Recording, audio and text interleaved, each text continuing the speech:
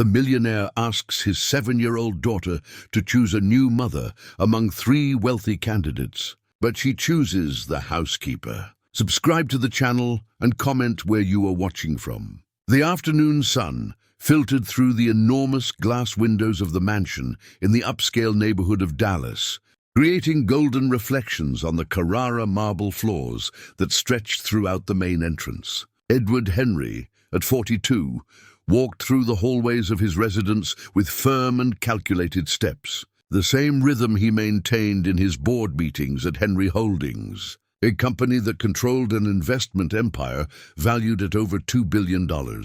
His hands, always immaculate, held a cup of espresso as he gazed through the panoramic window of his office at the gardens that extended over 3,000 square feet. Each rosebush, each fountain, each stone in the landscaping had been meticulously planned by the renowned landscape designer Beatrice Collins. The result was a scene that seemed straight out of a European architecture magazine, but for Edward, it represented just another well-calculated investment. "Daddy, are you watching?" The crystal-clear voice of Helen echoed through the entrance hall, interrupting the businessman's thoughts. Edward turned to find his daughter descending the mahogany staircase, her small hands gliding along the intricately carved banister made by Italian craftsmen. Helen Henry, at 7 years old, had the same piercing green eyes as her father and the light brown wavy hair she inherited from her mother. She wore a navy blue Ralph Lauren dress, black patent leather shoes, and an expression that mixed precocious intelligence with a melancholy that shouldn't exist on a child's face. "What should I be watching, Princess?" Edward forced a smile, trying to hide the tension that had dominated his shoulders since he woke up. "Ms. Rita is teaching Jack how to make origami in the kitchen. He's never seen a paper crane before." Helen jumped the last steps with the agility typical of her age, but her eyes constantly sought her father's approval. Edward sighed discreetly. Jack was Ms. Rita's youngest son, only 5 years old, who occasionally accompanied his mother to work when there was no one to care for him in the modest apartment they shared in a suburban area. The situation always bothered him, not out of malice, but because it completely deviated from the strict protocol he maintained in his home. "Helen, you should be getting ready for piano class," Edward said, checking the gold Rolex that never left his wrist. "Ms. Margaret will arrive in 40 minutes. But Daddy, I wanted to learn how to make a crane too. Ms. Rita said that when you make 1,000 cranes and make a wish, it comes true." Helen's eyes sparkled with genuine excitement that Edward hadn't seen in months. At that moment, a medium-height woman emerged from the kitchen, drying her hands on a floral apron that contrasted with the sophisticated environment of the mansion. Rita Conceição da Silva, 41 years old, originally from a small town in Texas, bore the marks of someone who had known hard work from a young age. Her black hair was tied in a simple bun, and her brown eyes expressed a mix of affection and concern as she sensed the tension in the air. "Sorry, Mr. Edward," Rita said, slightly bowing her head in a respectful gesture she maintained even after 6 years of working in the house. Jack was a bit restless today, and Helen showed interest in the activity. "I didn't want to disrupt her studies." "Miss Rita, you know there's no problem," Edward replied, but his voice carried the formal tone he used in all his professional interactions. "I just wish Helen would keep her focus on her academic responsibilities." Helen looked from her father to Ms. Rita, and something changed in her expression. The excitement faded, replaced by a silent sadness she had learned to carry alone since her mother's death 2 years prior. "Don't worry, Mr. Edward," Rita said softly, approaching Helen and gently touching her shoulder. "Helen, how about we finish the cranes after your class? I'll have the paper ready for when you come back. Promise?" Helen asked, and for the first time that day her smile seemed genuine. "I promise," Rita replied, making the sign of the cross over her heart, a gesture that drew a giggle from the girl. Edward watched the scene with conflicting feelings. On one hand, he was pleased to see Helen show joy. On the other, he worried about the fact that his daughter was forming emotional bonds with the staff. He himself had grown up in an environment where social distinctions were clear and unquestionable, and he believed that maintaining those boundaries was important for shaping Helen's character. "Mr. Edward," the voice of Margaret, the personal secretary, echoed through the intercom, discreetly installed in the wall. "Architect Marina Collins has arrived for the 4 o'clock meeting." Edward's stomach tightened. Marina was the first of the 3 women he had carefully selected to get to know better, with the aim of finding a suitable companion for himself, and most importantly, a maternal figure for Helen. The entire process had been conducted with the same methodology he applied in his business: resume analysis, reference checks, compatibility assessment, and now, the practical testing phase. "Tell her to wait in the sitting room," Edward instructed, adjusting the Italian tie that complemented his tailored suit. "I'll be there in 5 minutes." Helen frowned, a habit she had developed when trying to decipher the behavior of the adults around her. "Daddy, who is Marina Collins?" she asked with the keen curiosity that characterized her interactions. "She's a very talented architect, Princess. An interesting person I would like you to meet." Edward chose his words carefully, avoiding creating hasty expectations in Helen. "Is she going to draw something for our house?" Helen insisted, walking alongside her father towards the living room. "Maybe," Edward replied evasively. "Let's see how you two get along." The living room of the Collins mansion was a spectacle of understated elegance. Cream-colored Italian leather sofas contrasted with authentic Persian rugs, while paintings by contemporary Brazilian artists adorned the walls painted in neutral tones. A marble fireplace, rarely used due to the Texas climate, served more as a decorative element, complemented by floral arrangements changed weekly by the most reputable florist in the city. Marina Collins was gracefully seated in one of the armchairs, flipping through an architecture magazine. At 36, she perfectly embodied the profile Edward considered ideal: a graduate of Harvard, with a postgraduate degree in sustainability from the Polytechnic University of Milan, and owner of a firm that designed projects for the elite in Texas. Her blonde hair was impeccably styled in a modern bob, and her navy blue Armani blazer complemented her confident and professional demeanor. "Marina, thank you for coming." Edward greeted her with a firm handshake and a smile reserved for important clients. "Edward, the pleasure is mine," Marina replied, rising elegantly. Her blue eyes quickly turned to Helen, who remained slightly hidden behind her father. "And this must be the famous Helen, whom I've heard so much about." "Hi," Helen murmured, clearly uncomfortable with the sudden attention. Marina knelt to be at the girl's level, a movement that seemed rehearsed in its naturalness. "Helen, your home is beautiful. Your father told me you love to draw."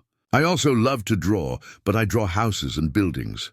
Maybe we can draw together someday." Marina spoke with the melodious tone she reserved to impress important clients. Helen looked at Marina, then at her father, and finally nodded shyly. "Daddy, can I go play in the garden?" she asked, clearly eager to escape the situation. "Of course, Princess. But don't wander too far, and watch out for the pond." Edward kissed his daughter's forehead, and she hurried out of the room. As soon as Helen left, Marina resumed her adult posture, smoothing her skirt and crossing her legs in a calculated manner. "She's shy," Marina observed, with a smile that didn't reach her eyes. "Helen has been through a lot in the last 2 years, Edward explained, pouring himself a measure of Scotch whiskey from his private collection. "She's still adjusting to the idea of new people in our lives. That's understandable." Marina accepted the glass of white wine that Edward offered her. Losing her mother at such a young age must have been traumatic. But children are resilient, don't you think? With the right guidance, I'm sure she would adapt well to a new family dynamic. The conversation flowed for over an hour, covering topics ranging from Marina's architectural projects to her future plans, which included expanding her firm and developing social housing projects. Edward was impressed with her articulation and business vision, qualities he considered essential in a partner. When the meeting ended, Marina said goodbye with the promise to return the following week for dinner, this time with Helen participating more actively in the conversation. Edward accompanied her to the door, satisfied with the first impression, but unable to shake the feeling that something important had gone unnoticed throughout that afternoon. The following week, the routine of the Collins mansion was carefully adjusted to accommodate the second candidate on the meticulously crafted list by Edward. Dr. Cecilia Anderson had been recommended by Helen's pediatrician, Dr. Andrew Roberts, who described her as one of the brightest minds in pediatric medicine. At 40, Cecilia had an impressive array of credentials: a degree from Harvard Medical School, residency at Massachusetts General Hospital, a doctorate in pediatrics from Johns Hopkins Hospital, and specialization in child development at Johns Hopkins in the United States. Edward was reviewing Cecilia's resume for the third time that morning, sitting in his leather armchair in the office, when Helen appeared at the door, still in her school uniform. Her long socks were slightly down, and the blazer from St. Mary's Academy hung loosely from her shoulders. "Daddy, Miss Rita said she needs to talk to you about something important," Helen announced, shifting on her heels with the typical restlessness of someone carrying a message they don't fully understand. "Important how, Princess?" Edward closed the folder and directed all his attention to his daughter, a habit he had developed after realizing how much Helen valued these moments of direct connection. "She didn't want to tell me, but I saw she was going through some papers in the kitchen and looked worried. That face she makes when Jack gets sick, you know?" Helen frowned, trying to decipher the adult expressions she observed with the insight of a child who learned early to read between the lines. Edward felt a tightness in his chest.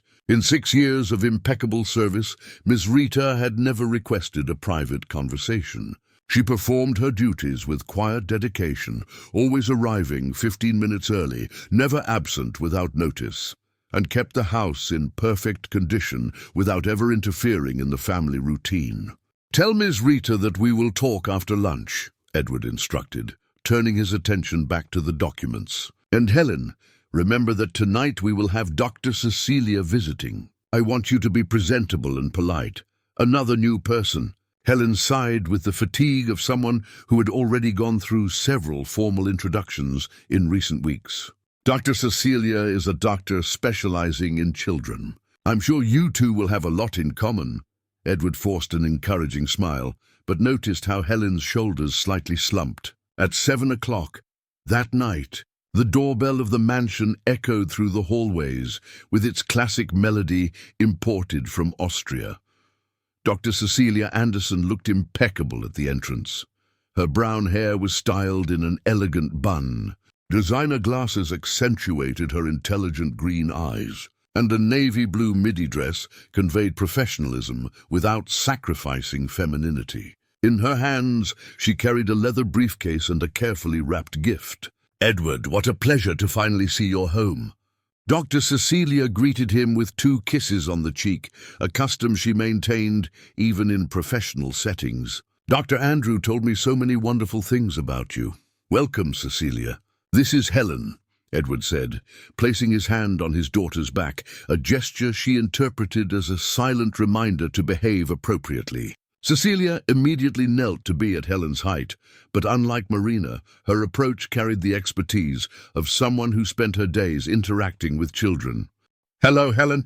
You must be wondering who this strange woman is that your dad brought home, right?" Dr. Cecilia laughed genuinely, and Helen couldn't help but smile a little. "I'm a doctor, and I spend all day talking to kids your age. Some tell me amazing secrets." "What kind of secrets?" Helen asked, her natural curiosity overcoming her initial shyness. "Well, yesterday an 8-year-old girl told me she can talk to the birds in her schoolyard. And last week, a 6-year-old boy explained to me that he invented a secret language to talk to his family's dog." Cecilia spoke with the genuine enthusiasm of someone who truly appreciated children's imagination. Helen laughed, and Edward felt a momentary relief. Perhaps Cecilia was indeed the right choice. Someone who understood children professionally and could offer Helen not just affection, but also specialized guidance. During dinner, served in the formal dining room with fine china and silverware that were only used on special occasions, Cecilia demonstrated an impressive ability to keep Helen engaged in conversation. "Helen, your dad told me you play the piano. That's fantastic. Did you know that playing musical instruments helps the brain develop in amazing ways?" Cecilia delicately cut the grilled salmon prepared by the family's private chef. "Is that true? How?" Helen asked, putting down her fork to give her full attention to the explanation. "Well, when you play the piano, different parts of your brain need to work together. It's like a workout for your mind. People who play instruments tend to be better at math, for example," Cecilia explained, with the didacticism of someone used to making complex concepts accessible. Edward watched the interaction with growing approval. Cecilia was not only conversing with Helen, but also educating her simultaneously, something he considered extremely valuable. "Dr. Cecilia, do you have kids?" Helen asked with the disarming frankness of children. The question created a brief, awkward silence. Cecilia smiled, but Edward noticed a shadow that quickly passed through her eyes. "Not yet, Helen. I've spent so much time studying and taking care of other people's children that I haven't had time for my own. But who knows what the future holds, right?" Cecilia replied diplomatically, but her voice carried an almost imperceptible melancholy. After dinner, Cecilia gifted Helen a children's microscope kit, complete with prepared slides featuring different materials for observation. "This microscope is special, Helen. With it you can see things your eyes normally can't. You can discover the hidden secrets in flower petals, in water droplets, even in the sugar you put in your milk." Cecilia set up the equipment on the coffee table, adjusting the focus with surgical precision. Helen was fascinated, observing the first slides with genuine exclamations of admiration. Edward smiled, satisfied with the choice of gift and how Cecilia managed to capture his daughter's attention through education.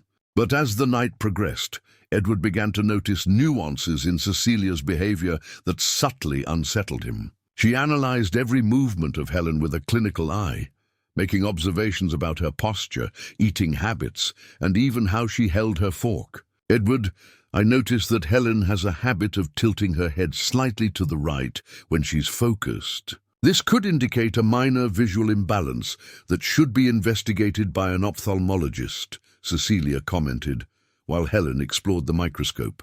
"She had an eye exam 6 months ago, and everything was normal," Edward replied, slightly defensive. "Yes, but these behavioral details sometimes reveal issues that conventional exams don't capture. In my experience, it's important to always be vigilant about child development," Cecilia insisted, making mental notes that Edward could almost see forming in her mind.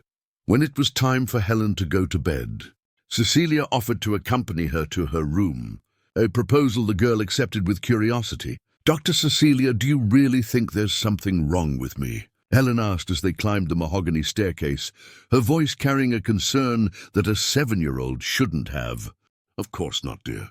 Cecilia replied quickly, realizing she had been overly technical during dinner. "I just like to observe children because it's my job. It's like a superpower that helps me take better care of you." In Helen's room, decorated with a princess theme she had chosen 2 years prior, Cecilia discreetly examined every detail. The books organized by size on the shelf, the stuffed animals lined up on the bed, and the drawings taped to the wall. "Helen, do you sleep well at night? Do you have nightmares? Do you wake up during the night?" Cecilia asked while helping the girl get ready for bed. Pajamas. "Sometimes I dream about Mommy," Helen replied with the devastating simplicity of childhood. "But Ms. Rita said that's normal, that people we love stay close to our hearts, even when they're not here anymore." Cecilia paused, processing the information. As a doctor, she knew the importance of childhood grief and coping mechanisms, but as a woman who had never lost someone so close, she felt slightly unprepared to handle the emotional depth of the situation. "Ms. Rita is right," Cecilia agreed, tucking Helen into bed with efficient movements. "But if you want to talk about those dreams, about how you feel, I'm here. Sometimes it's good to talk to someone who understands how our minds work." "Okay," Helen replied, but her voice sounded more polite than enthusiastic. When Cecilia went downstairs to say goodbye to Edward, he was waiting for her in the living room with 2 glasses of red wine. "She's an intelligent and well-adjusted child, considering everything she's been through," Cecilia began her professional assessment. "But I noticed some signs that deserve attention. The way she relates to her mother's loss, for example. It might be worth considering some child therapy sessions." Edward frowned. Helen had never shown behavioral problems that warranted psychological intervention. "Do you think she needs therapy?" he asked, genuinely concerned. "Not necessarily needs, but it would be a smart preventive measure. Children who go through significant losses can develop emotional patterns that only manifest years later. It's better to address these issues now while she's still in formation," Cecilia explained, with the confidence of someone whose opinions were based on years of study and experience. Edward nodded, impressed with Cecilia's knowledge, but unable to shake an uncomfortable feeling that his daughter was being turned into a clinical case. "Cecilia, can I ask you a personal question?" Edward asked after a moment of reflection. "Of course. How do you balance motherhood with a medical career? I mean, if our relationship evolves, how would that work in practice?" Edward got straight to the point, applying the same objectivity he used in business negotiations. Cecilia smiled, but Edward noticed that the smile didn't reach her eyes. "Well, Edward, being a mother and a doctor at the same time would require very careful organization.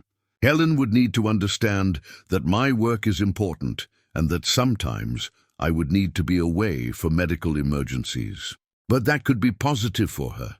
She would learn early about responsibility, professional dedication, and the importance of helping others."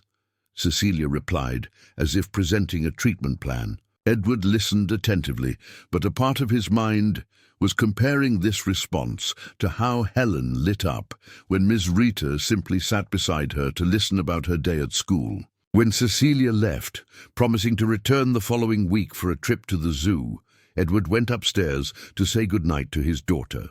He found Helen still awake, looking out the bedroom window at the illuminated garden.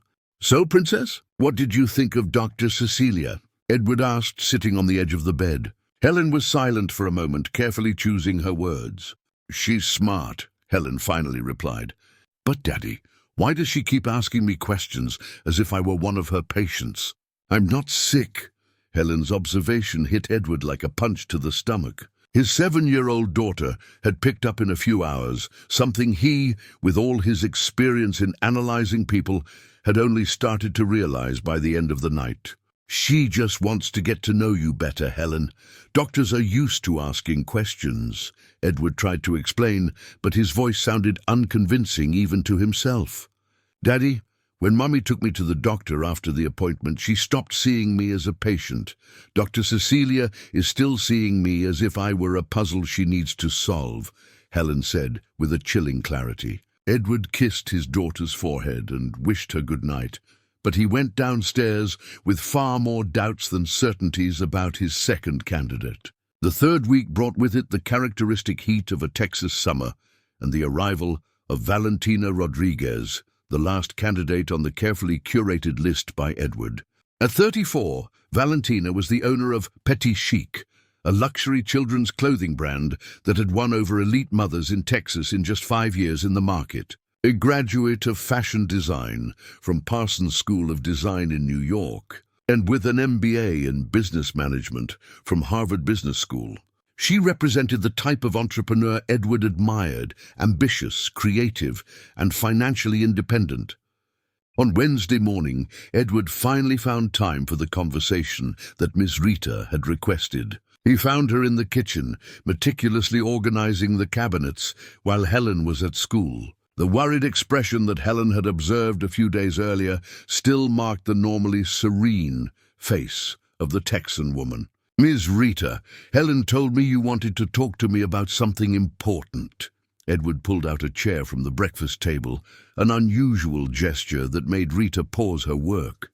"Mr. Edward, I didn't want to bother you, but..." Rita dried her hands on her apron, clearly uncomfortable with the situation. It's about my son, Mark. He's having some difficulties in school and I can't afford private tutoring. Edward watched Rita attentively. In 6 years, she had never asked for any kind of financial help beyond her salary, which he always paid on time, including bonuses, vacation pay, and all labor rights. What kind of difficulties? Edward asked, genuinely interested. Mark is in his sophomore year of high school, and he's always been... Edward was a good student, but now he was struggling with math and physics. The teacher said that if he didn't improve, he might have to take summer school. Miss Rita spoke quickly, as if she wanted to unload all her worries at once. I tried to help, but the boy is already beyond what I can teach. Edward reflected for a moment. He had known Mark since Miss Rita started working for the family.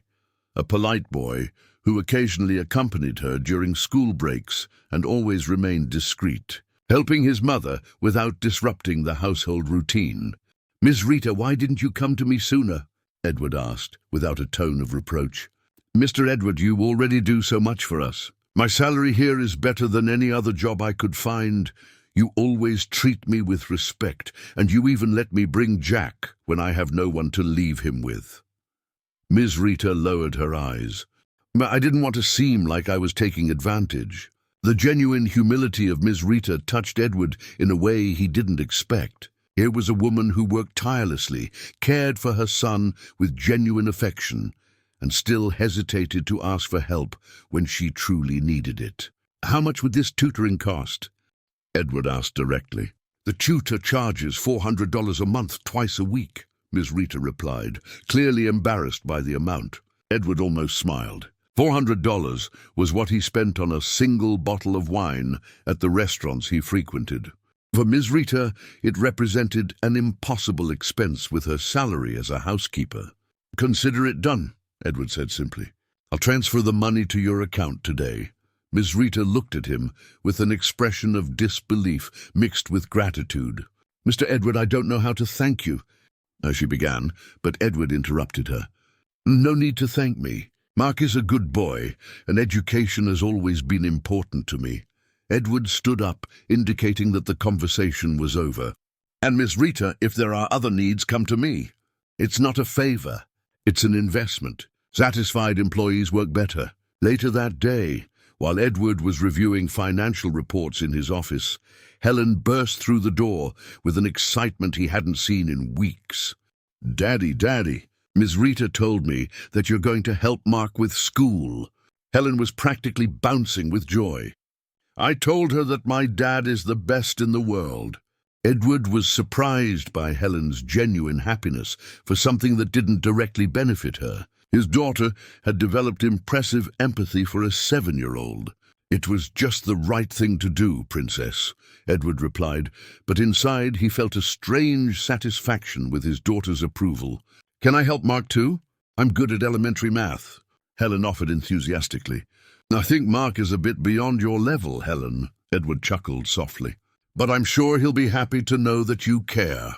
On Friday night, Vanessa Roberts arrived at the mansion, driving a white convertible BMW. Wearing an outfit she had designed herself, a pink silk blouse, tailored dress pants, and heels that made a rhythmic sound against the marble entrance. Her blonde hair flowed in perfect waves, and her makeup was impeccable, creating an appearance that looked straight out of a fashion magazine. Edward, finally! Vanessa kissed him on both cheeks with the enthusiasm of someone used to being the center of attention. Oh, your house is even more beautiful than I imagined. The proportions are perfect. The landscaping is divine. I can even picture a photo shoot here. Thank you, Vanessa. This is Helen. Edward introduced his daughter, who was watching the woman with evident curiosity. Vanessa immediately knelt down, but unlike the other candidates, her approach was theatrical and exaggerated. My God, Helen, you are even more beautiful than in the photos, Vanessa exclaimed, delicately holding the girl's face in her hands. Look at those green eyes, that hair. You were born to be a model, darling. Helen instinctively recoiled, uncomfortable with the sudden closeness and excessive compliments. Vanessa brought some gifts for you, Edward intervened, noticing his daughter's discomfort. Oh, yes. Vanessa opened an elaborately decorated gift bag. I personally chose each piece. This dress is from my new spring-summer collection. It hasn't even hit the stores yet. And these shoes are identical to the ones a famous pop star's daughter wore at the last party she hosted. Helen examined the gifts politely. The dress was indeed beautiful, but full of shiny details and frills that didn't match her simpler style. The shoes had a small heel and a very sophisticated design for a 7-year-old. They're very pretty, Helen said with the politeness she had learned to use in social situations. Thank you. During dinner, Vanessa completely dominated the conversation, animatedly talking about her company, her plans for international expansion, and the celebrities who had already worn her creations. Edward, just imagine, Helen could be the face of my new teen line. With those perfect features, that natural elegance, she would be sensational in the advertising campaigns. Vanessa gestured enthusiastically while cutting the filet mignon. I don't want to be a model, Helen said softly but firmly. Vanessa laughed as if Helen had told a joke. Darling, all girls dream of being models. It's glamorous, fun. You meet famous people, travel the world. Vanessa continued, completely ignoring Helen's objection. But I want to be a veterinarian, Helen insisted, her voice carrying a growing determination. Veterinarian? Vanessa seemed genuinely confused. But darling, that's so common. With your beauty, you could be anything more glamorous. Edward watched the interaction with increasing concern, discomfort. Helen was not listening to Vanessa, only projecting her own ambitions onto the child. Helen has always shown interest in animals, Edward diplomatically intervened. It's important for us to support children's dreams. Of course, Vanessa quickly agreed. But she can be a model now and a veterinarian later, can't she?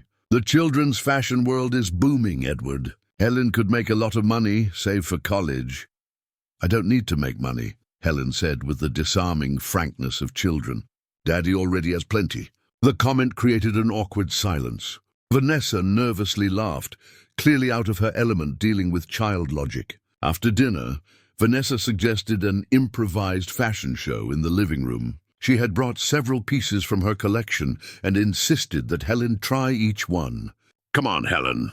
It'll be fun. You can strut for me and your dad like it's a real runway. Vanessa quickly set up a scene with her cell phone ready to record. Helen reluctantly agreed, but it was obvious she felt uncomfortable. The clothes, while beautiful, were overly elaborate for the girl's simple taste. She wobbled slightly in the small heels and constantly tugged at the dress, which she found too short. Perfect.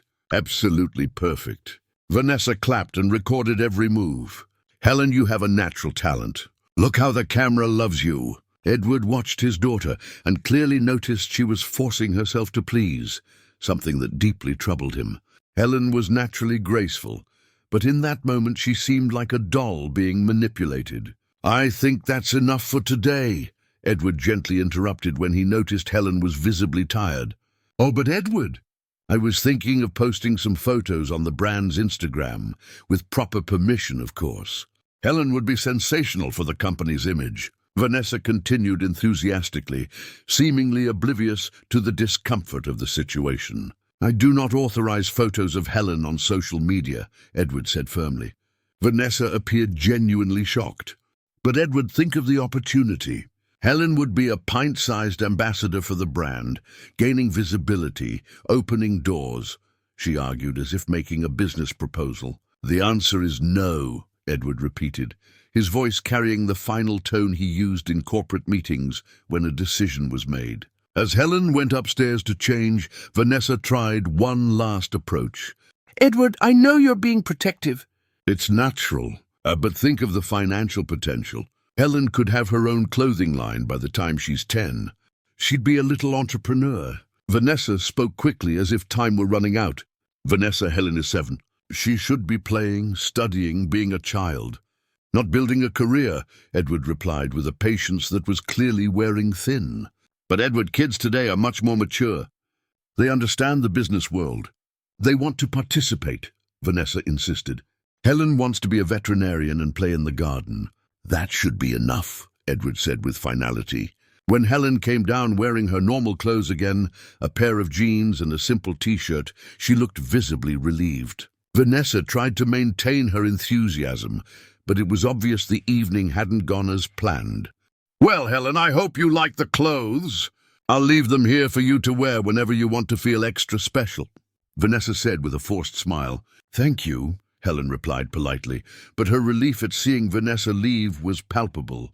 After the farewell, Edward found Helen in the garden, sitting on the swing that Miss Rita had convinced him to install the previous year. "So, Princess, what did you think of Vanessa?" Edward asked, sitting next to his daughter on the garden bench. Helen was silent for a long moment, gently swinging while organizing her thoughts.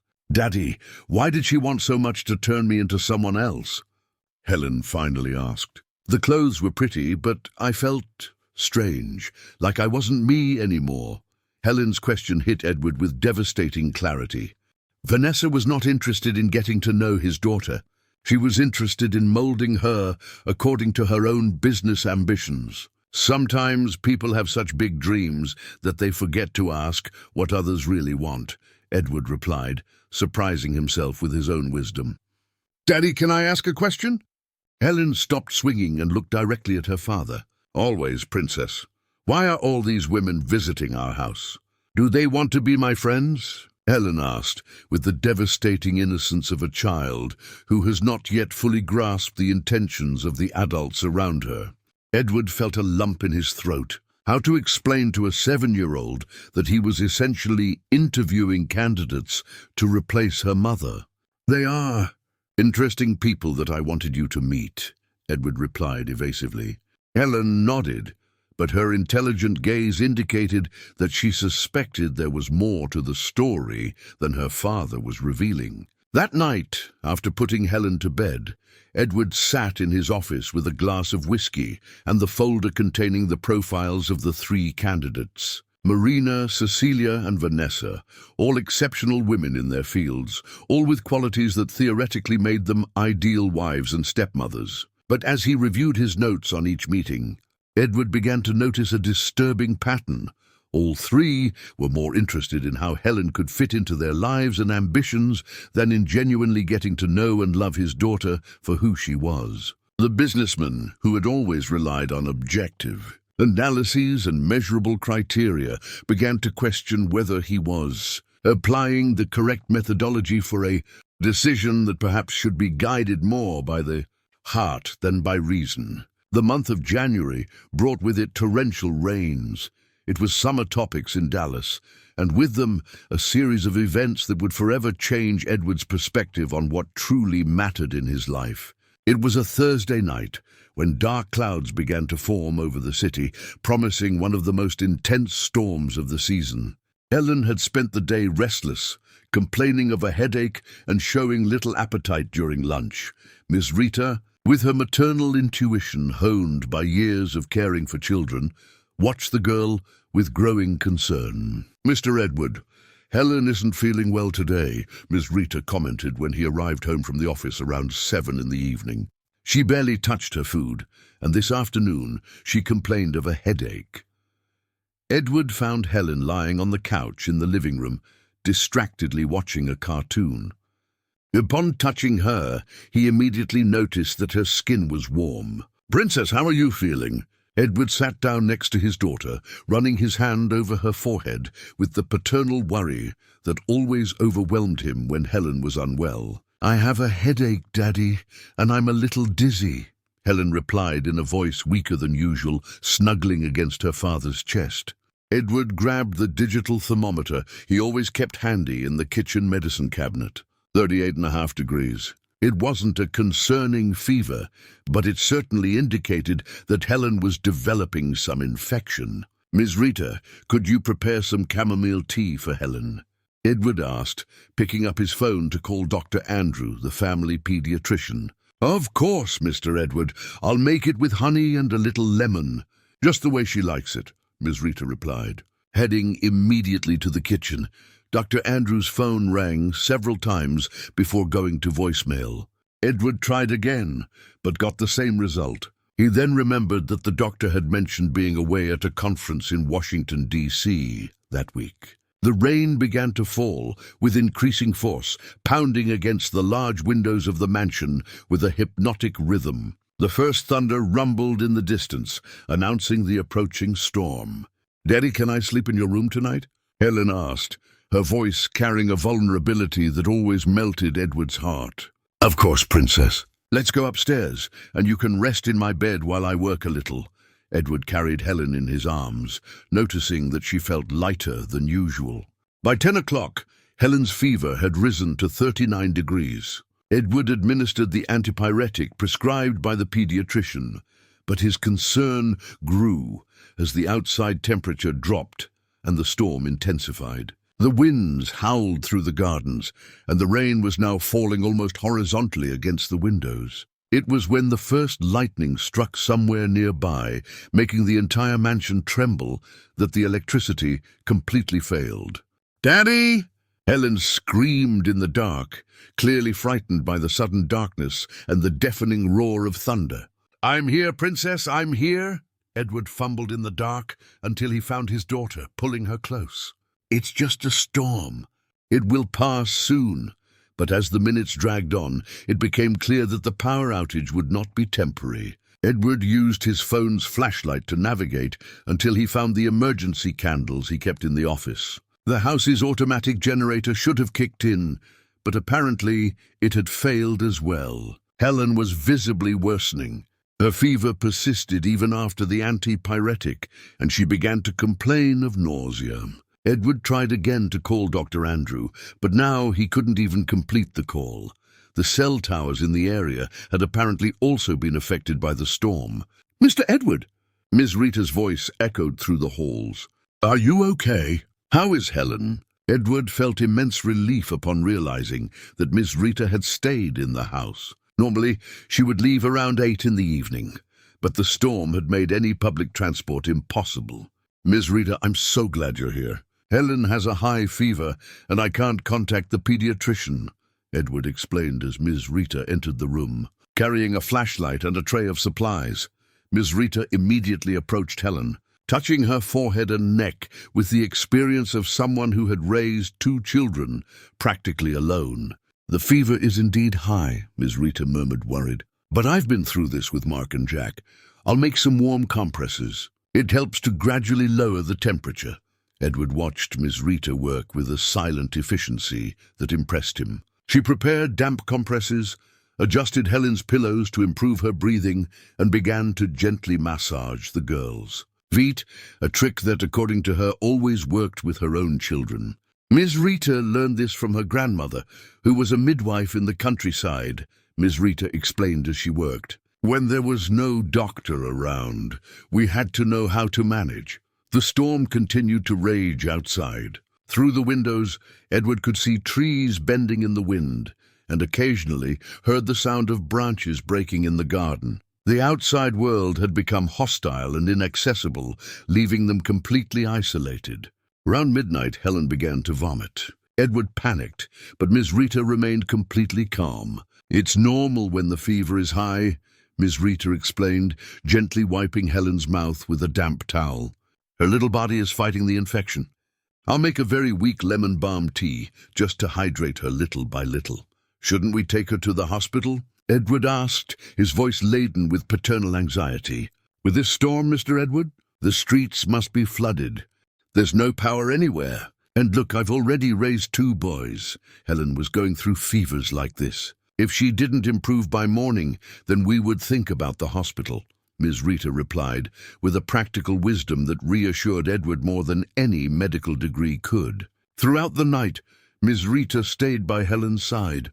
When the girl became restless, Ms. Rita softly hummed lullabies she had learned from her own mother. When Helen complained of thirst, Ms. Rita offered small sips of warm tea. When the fever rose, Ms. Rita patiently renewed the compresses with infinite care. Edward tried to take turns with Ms. Rita, but quickly realized that his presence only heightened Helen's anxiety. The girl visibly calmed down when Ms. Rita took over the care, as if she instinctively recognized who truly knew what they were doing. Miss Rita, you should rest a bit, Edward suggested around 3 in the morning. I can stay with her. No need to worry, Mr. Edward. I've spent many nights like this with my boys. You get used to it, Miss Rita replied, adjusting the compress on Helen's forehead again. Besides, she needs me now. It was at that moment that Edward realized something that should have been obvious long ago. Miss Rita was not caring for Helen as an employee fulfilling her duties. She was caring for her as a mother would care for her own daughter. Around 4 in the morning, 3 hours after Edward had unsuccessfully tried to contact Marina, Cecilia, and Vanessa for help or advice, he finally understood the devastating irony of the situation. The 3 women he had considered as potential mothers for Helen were completely absent when his daughter needed maternal care the most. Marina, when she finally returned his call the next day, explained that it had been impossible to leave her house due to flooding in her area. Cecilia, contacted 2 days later, deeply regretted not being available, but mentioned that she was in a hotel with communication issues during the conference. Vanessa didn't even return the calls. But Miss Rita had stayed.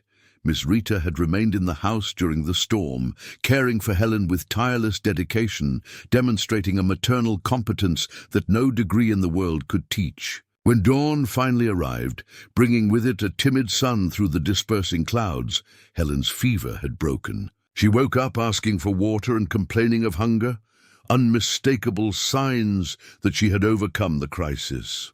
"Good morning, my love," Miss Rita said softly, testing Helen's temperature with the back of her hand. "How are you feeling?" "Better, Miss Rita. Did you stay here all night?" Helen asked, her green eyes already regaining their usual sparkle. "Yes, sweetheart. I wasn't going to leave you alone when you needed care," Miss Rita replied, gently smoothing Helen's tousled hair. Edward watched the scene from his place in the armchair next to the bed, where he had spent most of the night. There was something in the way Helen nestled against Miss Rita, in the naturalness with which she accepted her care, in the absolute trust she showed in her presence. "Miss Rita, I don't know how to thank you," Edward said, his voice laden with an emotion he rarely allowed himself to express. "You don't need to thank me, Mr. Edward. Helen is a special girl. Anyone would do the same," Miss Rita replied, but Edward noticed the genuine affection in her eyes when she looked at his daughter. Later that morning, when Helen was finally sleeping peacefully and the electricity had been restored, Edward found Miss Rita in the kitchen, preparing homemade chicken soup. "It's to replenish the girl's strength," Miss Rita explained, stirring the pot with experienced movements. "My mother always said there's nothing better than a well-seasoned broth after a fever." Edward sat at the kitchen table, something he rarely did, and watched Miss Rita work. There was a serenity in her movements, a practical wisdom in her actions, an authenticity in her care that contrasted sharply with the calculated approaches of the 3 candidates he had interviewed. "Miss Rita, may I ask you a personal question?" Edward asked after a moment of contemplative silence. "Of course, Mr. Edward. Why have you never remarried, after the father of your children?" Edward hesitated, realizing he was entering personal territory he had never explored. Miss Rita paused for a moment, considering the question. "Oh, Mr. Edward, after my husband died, I became afraid to trust another man. And then, with 2 boys to raise on my own, there was no time or energy left to think about romance." Miss Rita smiled sadly. "But mainly I never found someone who looked at my children with true affection. Many men said they would accept them, but I could see it was just lip service." Miss Rita's response struck Edward like a bolt of clarity. Here was a woman who had prioritized her children's well-being over her own loneliness, who had developed criteria for selection based not on status or convenience, but on genuine love. "And have you ever thought about having more children?" Edward asked, surprising himself with his own audacity. Miss Rita looked at him with a look of surprise, but then smiled with a sweetness that lit up the entire kitchen. "Mr. Edward, at my age and in my situation, I've come to terms with the fact that my 2 boys are my complete family," Miss Rita replied. "But I confess that Well, Helen awakens a maternal instinct in me that I thought had faded. She's such a loving, intelligent girl. Any woman would be blessed to be her mother. At that moment, Edward understood with crystal clarity what he had been searching for in all the wrong places for all those months. He didn't need a woman who would tolerate Helen or who saw advantages in raising her. He needed someone who...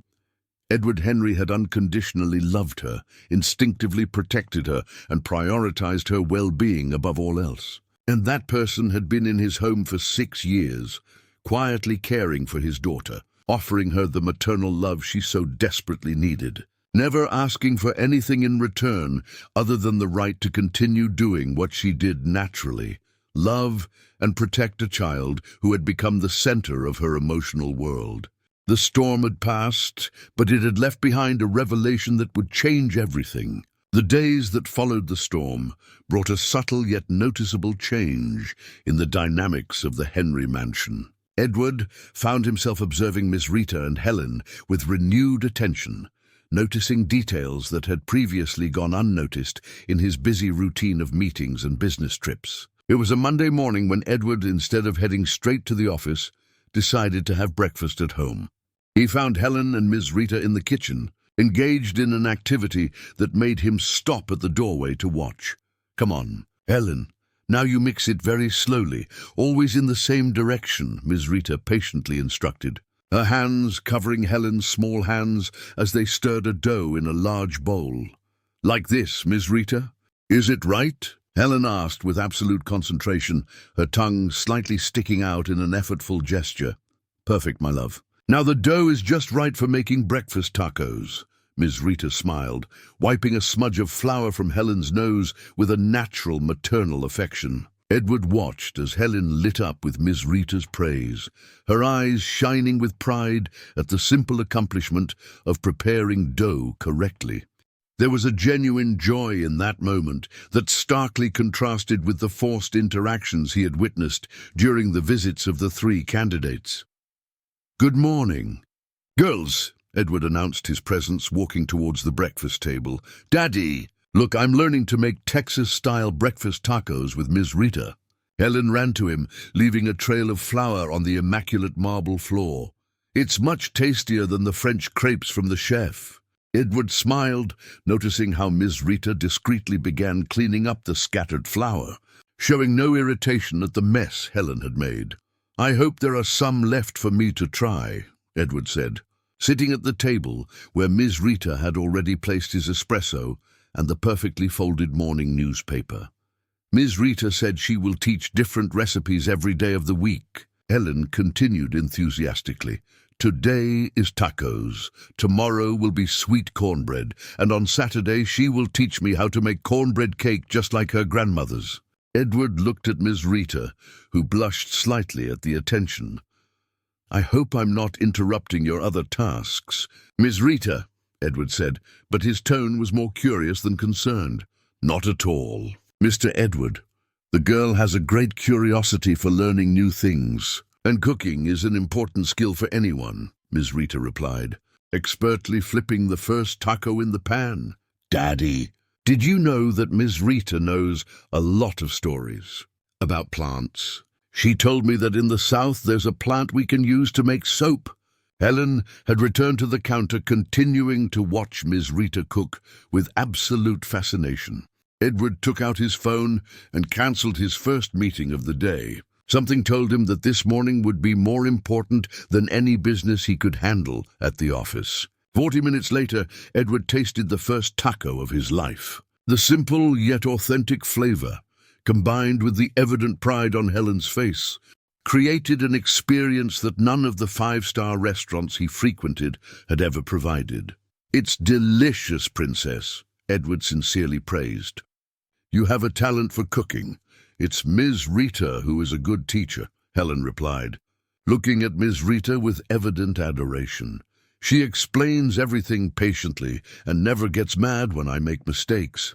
Ms. Rita smiled, but Edward noticed a fleeting melancholy in her eyes. "Ms. Rita, do you have plans for the weekend?" Edward asked impulsively. "No, Mr. Edward. I usually stay home with Jack." Sometimes we take him to play at the playground nearby, Miss Rita replied, curious about the unexpected question. What if you brought Jack here on Saturday? Helen would love to have company to play in the garden, and you could make that famous cornbread cake together, Edward suggested, surprising himself with his own spontaneity. Helen's eyes lit up instantly. Really, Daddy? Can Jack come play here? Helen practically jumped with excitement. I can show him the koi pond and the treehouse. Miss Rita looked from Edward to Helen, clearly touched by the proposal. If it's not too much trouble, Mr. Edward, Jack would be very happy. He always gets curious when I tell him about the house where I work, Miss Rita replied, her voice laden with gratitude. Then it's settled, Edward said, feeling a strange satisfaction at the evident happiness of the two. That afternoon, Edward made a decision that his financial advisors would likely consider reckless. Instead of returning to the office, he stayed home, working remotely from his personal library. He wanted to observe more closely the relationship between Miss Rita and Helen, to better understand the dynamics he had missed during years of prolonged absences. By around 3 in the afternoon, he found the two in the garden. Helen was teaching Miss Rita the rules of a game she had invented, which involved finding stones of specific shapes among the flower beds. The round stone is worth 5 points. The heart-shaped stone is worth 10. And if you find a stone that shines, it's worth 20. Helen explained seriously, showing Miss Rita different specimens she had collected. And this one, that looks like a star? Rita asked, holding a small stone she had found near the fountain. This one is worth 15 points. You are really good at this game, Miss Rita.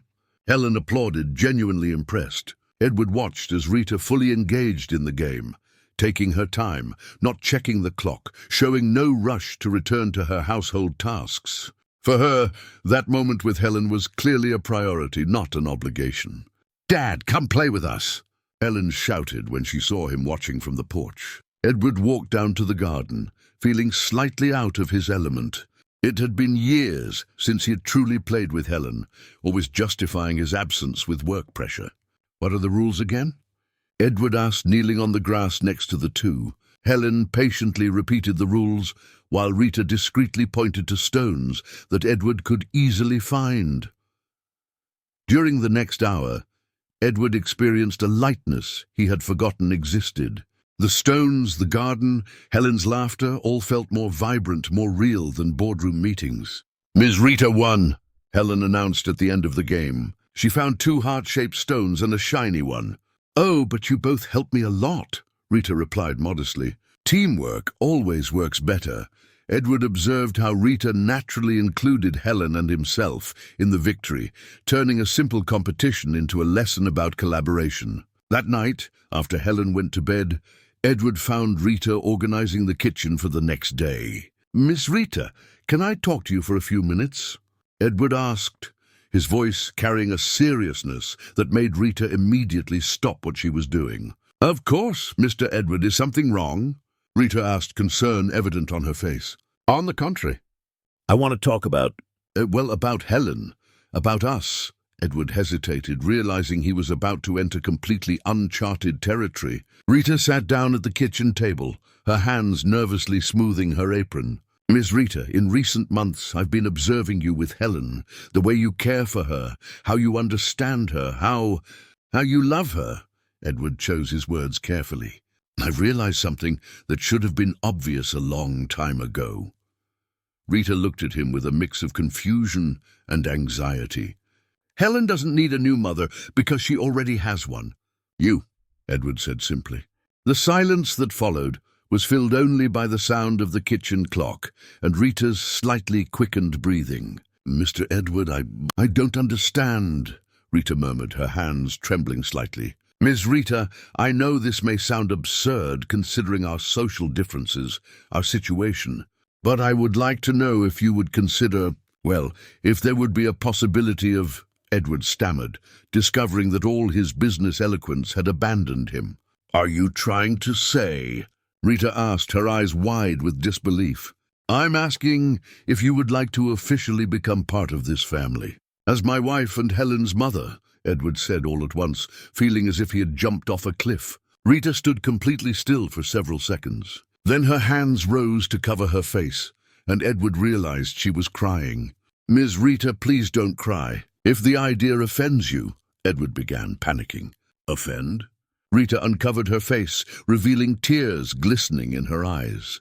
"Mr. Edward, you don't understand.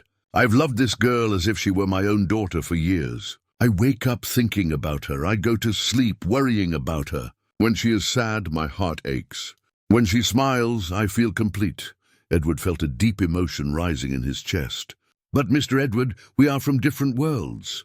I'm a simple woman, uneducated, without money," Rita continued, her voice heavy with insecurity. "Ms. Rita, for years I sought women with degrees, titles, bank accounts. And you know what I discovered. None of them love Helen like you do. None of them know Helen like you do. None of them would do for her what you did on the night of the storm," Edward said with growing conviction. "And your friends? Your family? What will they think?" Rita asked, her voice almost a whisper. "And that I finally discovered what really matters," Edward replied without hesitation. "Helen's happiness. And Helen is happy with you." Rita looked into his eyes for a long moment, as if searching for signs of doubt or insincerity. "Are you sure about this? Even knowing that I will bring my children into this family? That I cannot pretend to be someone I am not?" Rita asked, her voice gaining strength. "Your children will be welcome. And as for pretending to be someone else, please don't change a thing. It is exactly who you are that made Helen and me fall in love with your presence in our lives," Edward replied with absolute sincerity. Rita remained silent for a few more moments, processing everything she had heard. "I need to think, Mr. Edward. This is a very big change," Rita finally said. "Of course, Miss Rita. Take all the time you need. But know that this proposal comes from the heart, not from convenience." Edward stood up, feeling simultaneously vulnerable and relieved to have finally expressed what he was feeling. As Rita prepared to leave that night, Edward walked her to the door with an anxiety he hadn't felt since his first important business deals. "Miss Rita, regardless of your decision, I want you to know that you are already family to us." "That will never change," Edward said as a farewell. Rita smiled, a smile that carried hope, fear, love, and possibility. "Good night, Mr. Edward, and thank you for seeing me as more than just an employee." As he watched Rita walk toward the bus stop, he realized he had made the most important proposal of his life. And for the first time in years, the outcome was completely out of his control. The 3 days that followed Edward's conversation with Ms. Rita were the longest of his adult life. He found himself constantly checking the clock, analyzing every expression on Rita's face when she arrived for work, trying to decipher signals in her gestures and words. Miss Rita, for her part, maintained her routine with the same dedication as always. But Edward noticed a subtle tension in her movements, an occasional distraction that revealed she was also deeply processing the proposal she had received. Helen, with the keen intuition of children, sensed that something had changed in the atmosphere of their home. "Daddy, is Miss Rita sad?" she asked on Wednesday morning as they had breakfast together. "She smiled at me this morning, but her eyes weren't smiling too." Edward almost choked on his coffee. His 7-year-old daughter had picked up exactly what he had also observed. Rita was carrying the weight of a decision that would completely change her life. "Why do you think she's sad, Princess?" Edward asked, trying to sound casual. "I can't explain it well, but when someone is thinking a lot about something important, they get that look. Just like you do when you're deciding on tough business matters," Helen replied with an insight that constantly surprised Edward. That afternoon, Edward made an impulsive decision. He cancelled his meetings and drove to the neighborhood where Rita lived with her children. He had never visited her home, only knowing the address from her employee file. The drive took almost an hour in the heavy traffic of Dallas, leaving the upscale neighborhood in Dallas and heading toward a modest apartment in a suburban area. The contrast was striking. The wide, tree-lined streets gave way to narrow alleys. The mansions with gardens were replaced by small townhouses pressed against each other. and the elegant silence of his neighborhood was swapped for the constant buzz of a vibrant, populous community. Edward parked the Mercedes in front of a 3-story building, a simple but well-maintained structure. He checked the address one more time before buzzing the intercom for apartment 201. "Hello?" Rita's voice sounded surprised through the device. "Ms. Rita, it's Edward. Could I speak with you for a few minutes?" Edward asked, feeling out of place in this completely new environment. The silence that followed lasted long enough for Edward to question whether he had made a mistake by showing up unannounced. "Of course, Mr. Edward, you can come up, second floor," Rita finally replied, automatically opening the door. Edward climbed the cement stairs, noticing the sounds echoing through the hallways, children playing, televisions on, conversations through the doors. It was a lively environment, completely different from the controlled silence of his mansion. Rita was waiting for him at the apartment door, visibly nervous, and trying to smooth her hair with her hands. "Mr. Edward, I'm sorry for the mess. If I had known you were coming," Rita began, but Edward gently interrupted her. "Miss Rita, I should have given you a heads up. I hope I'm not interrupting."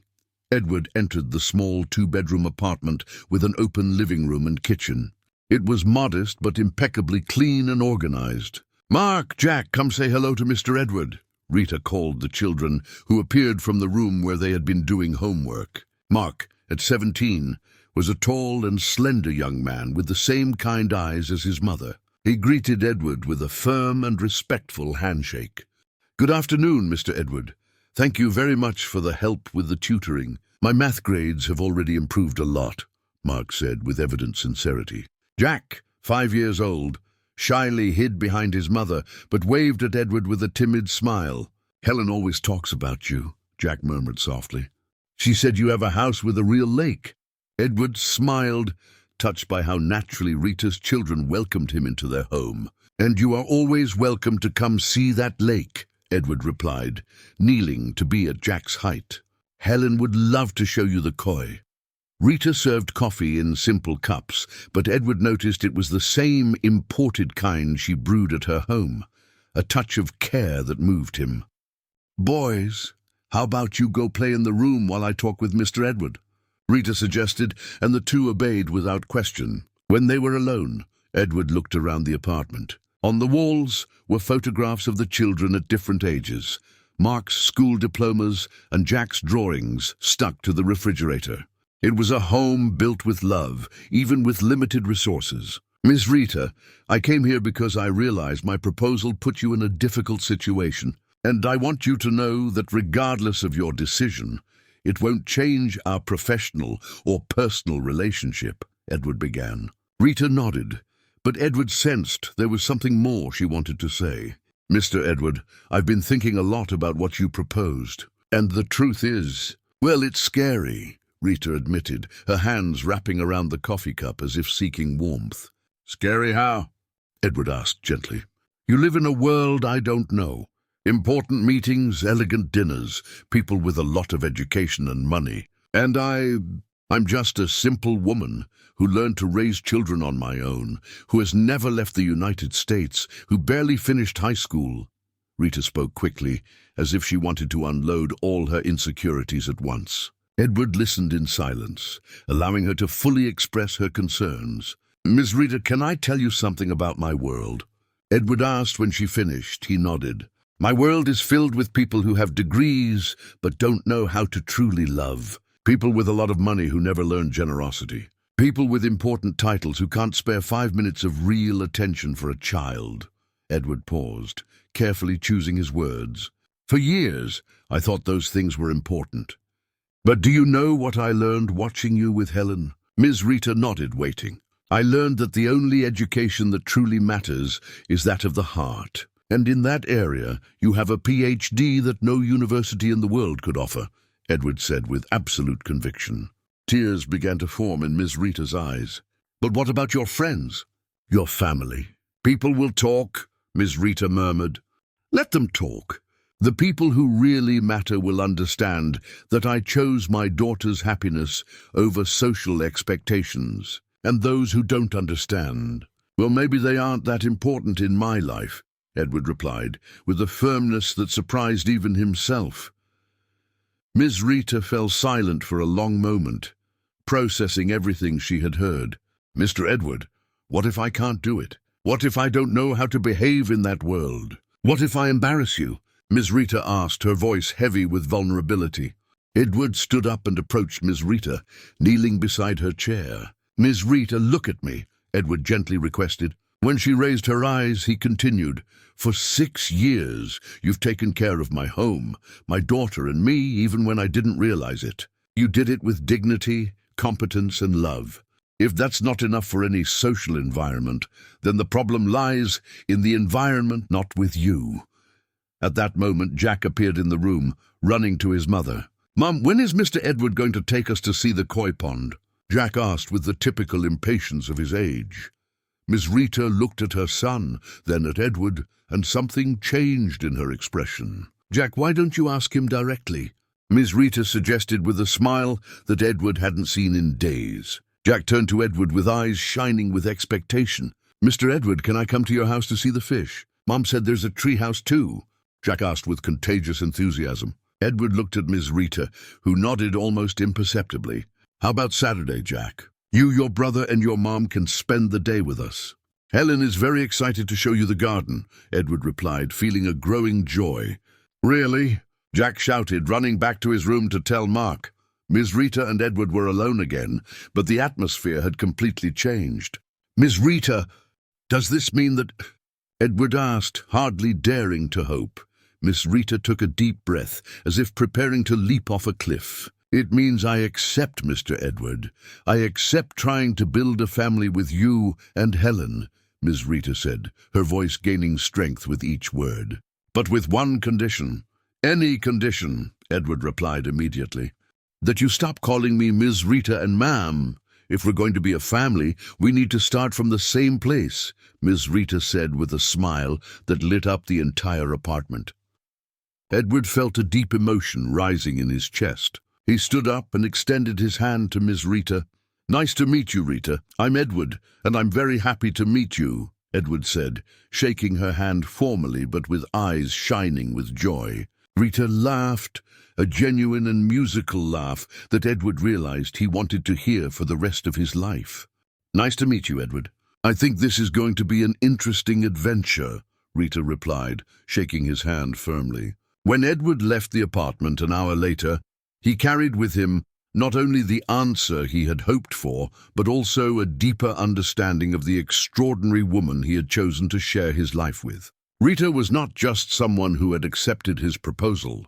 She was someone who had shown enough courage to embrace a radical change in search of something greater than her own security. The way back to the mansion in the upscale neighborhood in Dallas felt different. The streets, the buildings, even the traffic seemed charged with possibility. Edward was returning home not just with a fiancée, but with an expanded family that included 2 boys who would soon call Helen their sister.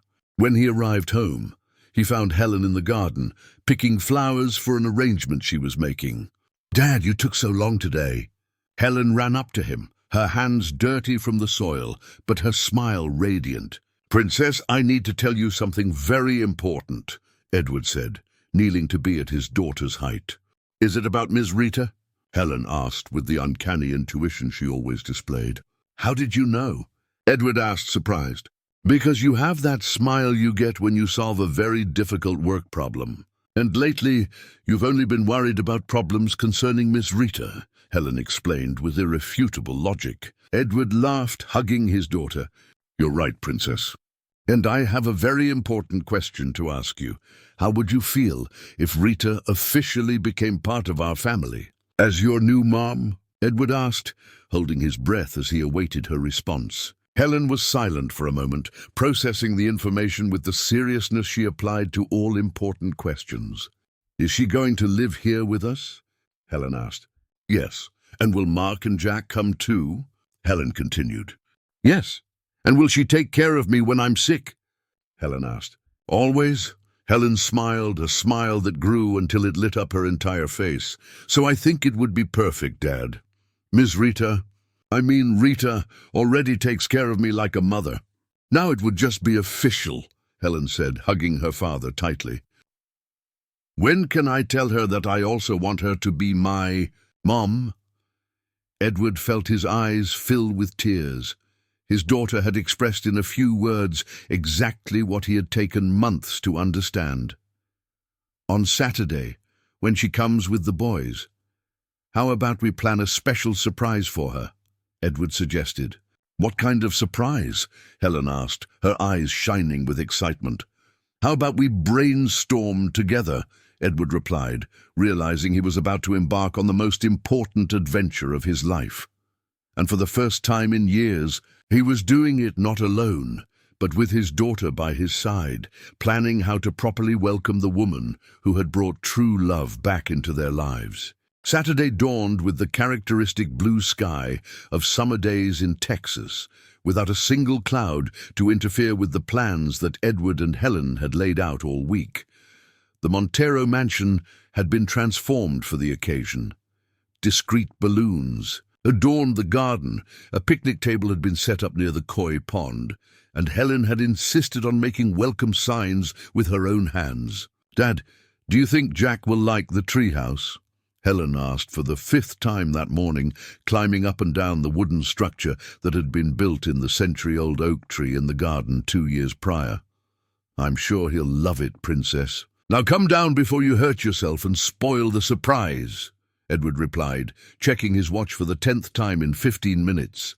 At exactly 10 in the morning, the electronic gate opened to reveal Rita walking with her 2 sons. Mark carried a simple backpack and looked around the property with wide eyes, while Jack practically bounced with excitement next to his mother.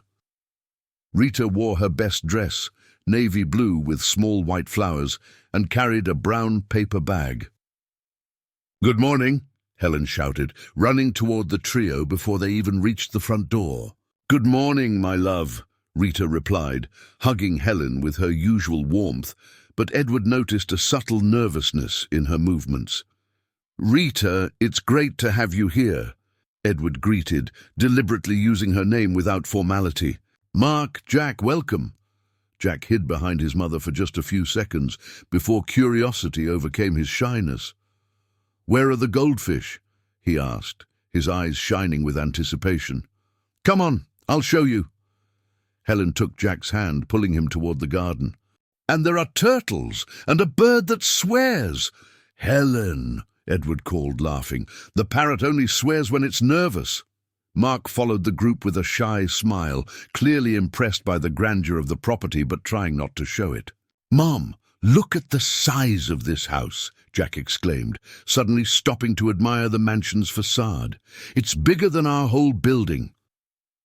Rita blushed slightly, but Edward knelt down to Jack's level. "It is big, Jack, but you know what? A house only becomes truly beautiful when it's filled with loved ones. That's why we're so happy you came to visit," Edward said sincerely. Throughout the morning, Edward watched fascinated as the family dynamic developed naturally. Helen took on the role of hostess with adorable seriousness, showing every corner of the garden to Jack, explaining about each plant, each fish, every detail of the property as if she were an experienced tour guide. "This one is Napoleon." Helen pointed to a particularly large goldfish. "He's the boss of all the other fish. And that one over there is Cleopatra. She's the prettiest." "How do you know their names?" Jack asked, impressed. "I named them. Dad said that whoever takes care of the fish can choose what to call them," Helen explained proudly. Mark, initially reserved, gradually opened up as Edward showed genuine interest in his school life and future plans. "So you want to study engineering?" Edward asked as they walked around the property. "Yes, sir. I've always liked math and physics, and the chemistry teacher at school said I have a knack for it," Mark replied, his shyness giving way to enthusiasm as he talked about his dreams. "It's an excellent field. If you'd like, I can introduce you to some engineers I know so you can get a better idea of what to expect in the profession," Edward offered. Mark's eyes lit up. "Really, Mr. Edward? That would be amazing," Mark exclaimed, momentarily forgetting his formal demeanor. Rita watched all these interactions with a mix of joy and apprehension. Edward noticed she was analyzing every detail, every reaction, trying to understand how her children would fit into this new world. Around noon, Rita opened the bag she had brought. "I brought the ingredients to make the cornbread cake I promised for Helen," Rita announced, "if you'll allow me to use the kitchen." "Our kitchen," Edward gently corrected. "And it will be a pleasure to have a real homemade cake here at home." The afternoon turned into a delightful culinary mess. Helen and Jack took turns mixing the batter, spreading flour across the immaculate marble countertop, while Mark helped Rita organize the ingredients. Edward, initially watching from a distance, was gradually drawn into participating in the activity. "Edward, can you crack the eggs?" Rita asked, handing him a dozen free-range eggs she had brought from home. "I can try, but I warn you that I'm not very skilled in the kitchen," Edward admitted, carefully picking up the first egg. "Dad, don't! It's like this!"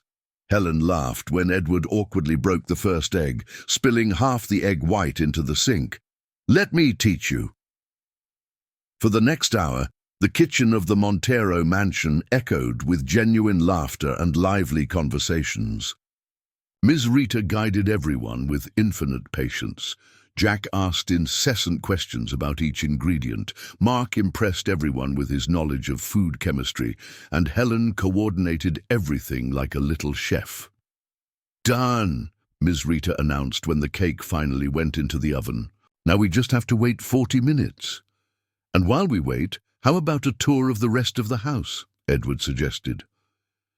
The tour of the mansion was a revealing experience. Jack was fascinated by the library, trying to count how many books were on the shelves. Mark showed special interest in Edward's office, asking intelligent questions about the technological equipment. Helen proudly showcased each room as if she were the official owner of the house. "This is my room," Helen announced, opening the door to her personal sanctuary. "Jack, you can play with any toy you want." Jack entered the room, as if stepping into a toy store, his eyes shining with possibilities. Helen, with natural generosity, began to show her most precious treasures. "This doll here belonged to my mom when she was little," Helen explained, carefully picking up an antique porcelain doll. "And this bear here is Theodore. He protects me from nightmares." Ms. Rita watched the interaction with tears in her eyes, touched by how Helen shared not only her toys, but her most precious memories. When the smell of the cake began to waft through the house, everyone headed back to the kitchen. Ms. Rita opened the oven with the expertise of someone who had made that recipe hundreds of times. "Perfect," she announced, pulling out a golden, fragrant cake. "Now it needs to cool a bit before we take it out of the pan." It was at that moment that Edward decided it was time for the surprise he had planned with Helen. "Ms. Rita, before we taste this wonderful cake, Helen and I have something important to say," Edward announced, taking his daughter's hand. Ms. Rita looked at them with curiosity, while Mark and Jack stopped playing to pay attention. "Ms. Rita," Helen began, with the seriousness she applied to important moments. "Dad told me that you talked about becoming a real family." Ms. Rita nodded, her eyes fixed on the girl. "And I wanted you to know that. Well, you've been my mum in my heart for a long time. So I would really like it to be official too," Helen said, her words coming out in one breath. Ms. Rita covered her mouth with her hands, silent tears streaming down her face. "And I," Edward continued, "would like to know if you, Rita, Conceição de Silva, accept to marry me and officially become the mother that Helen already considers you to be." The silence that followed was broken by Jack. "Mom, does that mean we're going to live in this house? And that Helen will be my sister?" Jack asked with growing excitement. Ms. Rita looked at her children, then at Edward and Helen, and finally replied with a voice choked with emotion. "I do. With all my heart, I accept to be part of this family," Ms. Rita said, opening her arms to embrace Helen. The ensuing hug gradually included everyone present. Edward felt enveloped by a sense of completeness he hadn't experienced in years.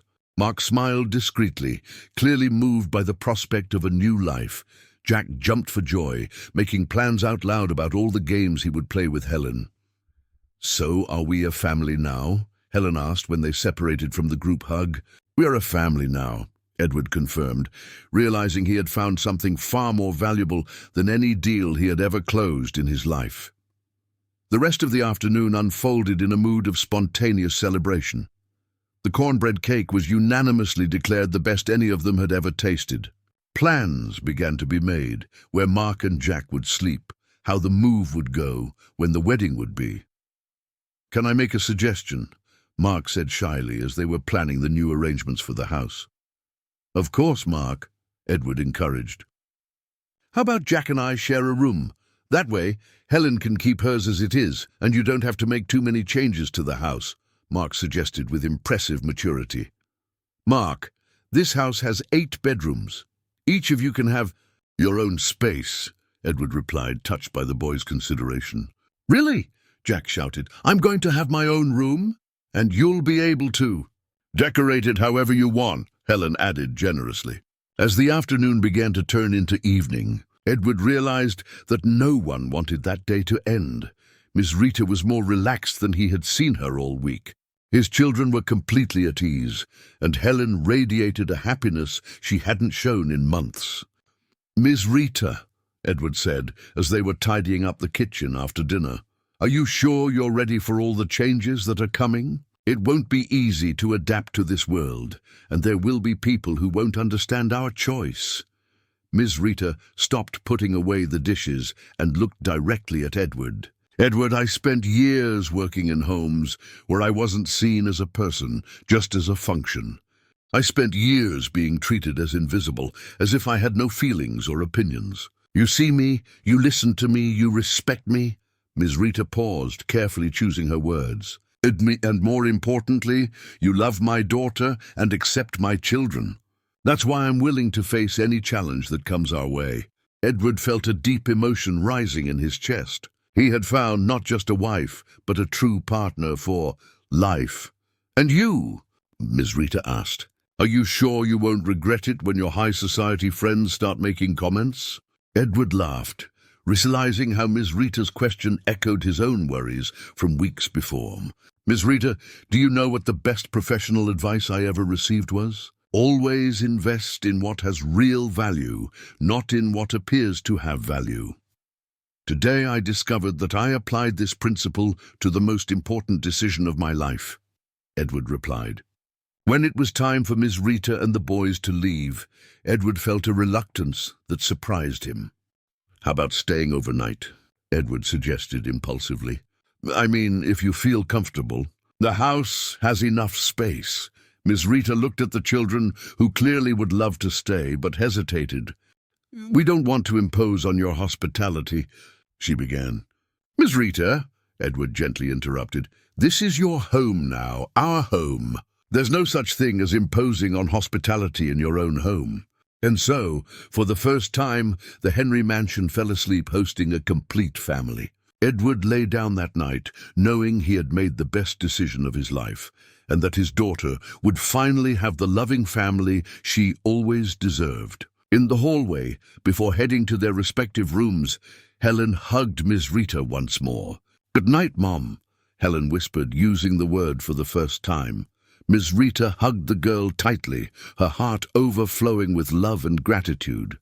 "Good night, my daughter," Miss Rita replied, finally allowing herself to use the words she had kept in her heart for so long. The Saturday that had started as a simple visit ended as the first day of a new life for all of them. The first months of the new family setup brought a series of adjustments that no one had fully anticipated.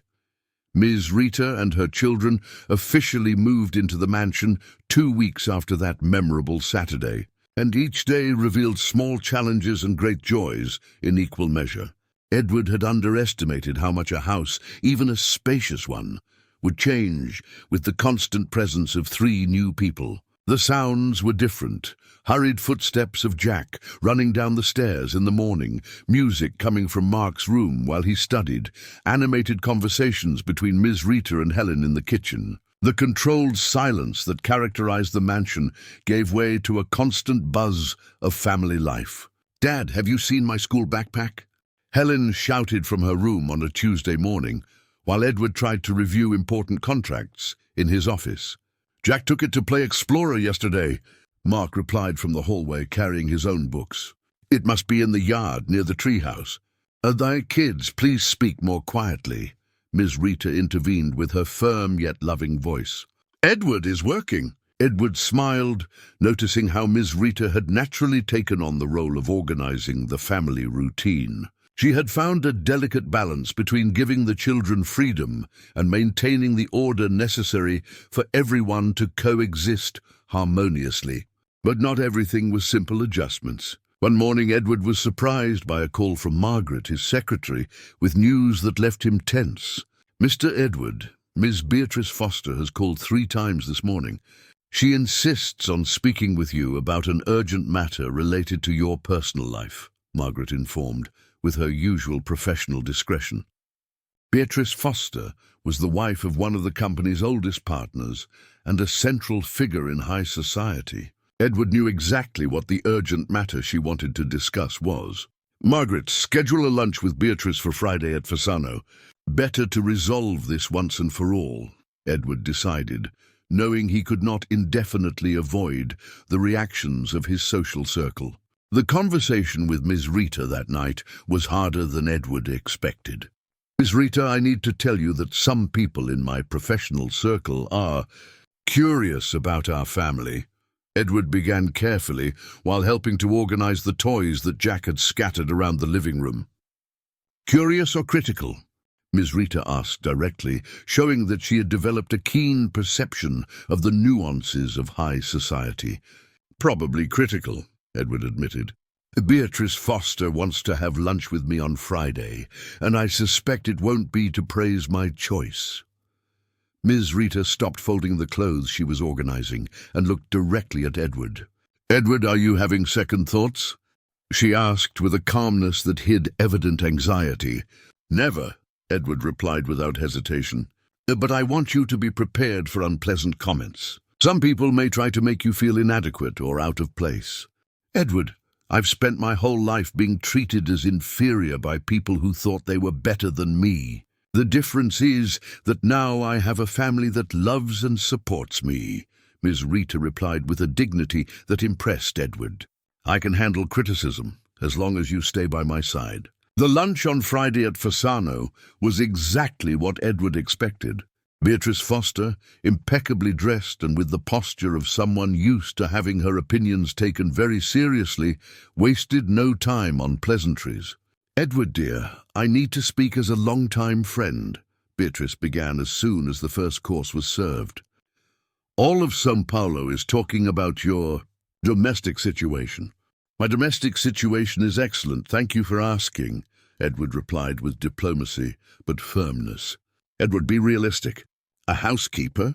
You have a daughter to think about, your professional reputation, your social standing," Beatrice continued, lowering her voice as if revealing a secret.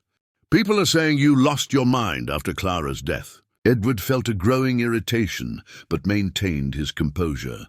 "Beatrice, Ms. Rita is no longer a housekeeper. She is my wife and the mother of Helen.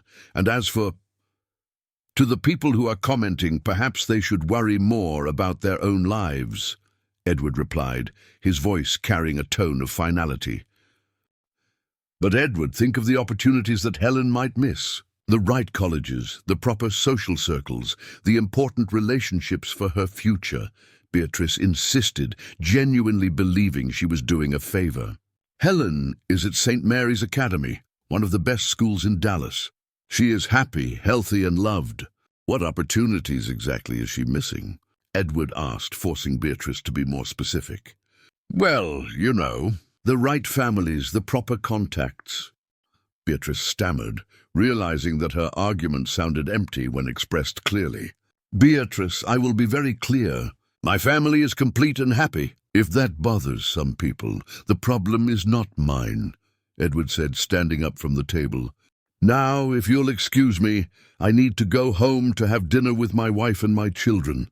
The look of shock on Beatrice's face when Edward said, "my children," including Mark and Jack, was a moment of clarity for him. He realized that there were people in his circle who would never accept his new family, and that was not necessarily a loss. Meanwhile, at the mansion, Ms. Rita faced her own adaptation challenges. On Wednesday of that week, she received an unexpected visit from her neighbor from the old apartment, Constance, a 50-year-old woman who had been her confidant during tough times. "Rita, dear, I need to see with my own eyes this house you described to me," Constance said, observing the entrance hall with wide eyes. "Ah, goodness, it's bigger than a church." "Hi, Constance. So good to see you," Helen cheerfully greeted, running to hug the woman she knew from visits to Rita's old apartment. "Helen, my beautiful, how you've grown," Constance replied, but Edward noticed a look of discomfort when she observed the expensive dress Helen was wearing. During lunch in the kitchen, Constance made comments that left Rita visibly uncomfortable. "Rita, are you sure you know what you're getting into? This world isn't for people like us," Constance murmured when Edward stepped out to take a call. "What do you mean, Constance?" Rita asked, though she already suspected the direction of the conversation. "These rich people, Rita, they marry us when it suits them, but when someone like them comes along, we are discarded. I've seen it happen," Constance said with the bitterness of someone who had witnessed disillusionments. "Edward isn't like that," Rita firmly defended. "They all say that at first, dear. And how will his children treat you when they grow up and understand the social differences?" Constance insisted. Helen, who had returned to the kitchen to get more juice, overheard the last part of the conversation. "Ms. Constance, Rita is my mother now and I love her very much," Helen said with the devastating sincerity of children. "It doesn't matter if she was a housekeeper or a president. She takes care of me better than anyone in the world." Helen's comment silenced Constance, but Edward noticed that the neighbor's words had planted seeds of insecurity in Rita. That night, when the children were asleep, Edward found Rita sitting in the garden, gazing at the stars with a thoughtful expression. "Difficult conversation with your friend today?" Edward asked, sitting down beside her on the bench they had installed near the koi pond. "How do you know?" Rita asked, surprised. "Helen told me she defended you with impressive determination, and you were quiet during dinner," Edward observed. Rita sighed deeply. "Edward, sometimes I wonder if we are doing the right thing, if we are not forcing a situation that could hurt the children in the future," Rita admitted. "What kind of hurt?" Edward asked gently. "Helen might be rejected by her school friends when they find out her mother was a housekeeper. Mark and Jack might feel out of place in this world of luxury. And you might wake up one day and realize you could have chosen someone more suitable for your position." Rita spoke quickly, pouring out all her insecurities. Edward was silent for a moment, organizing his thoughts. "Rita, can I tell you about my biggest fear?" Edward asked. Rita nodded. "My biggest fear is that you wake up one day and realize you could have found a man who loves you for who you are, not out of gratitude or convenience. A man who offers you a simple but genuine life, without all these social complications," Edward confessed. Rita looked at him, surprised by the vulnerability in his voice. "Edward, do you really think I'm here out of gratitude?" Rita asked. "Sometimes I wonder," Edward admitted honestly. Rita stood up and faced Edward. "Edward Henry, look at me," she said firmly. When he raised his eyes, she continued, "I'm here because I love you. I love your daughter as if she were my own. I love the family we have built together.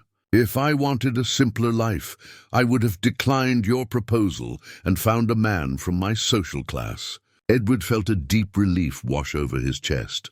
"And what about the challenges we will face?" Edward asked. "We will face them together," Rita replied without hesitation. "Because that's what families do."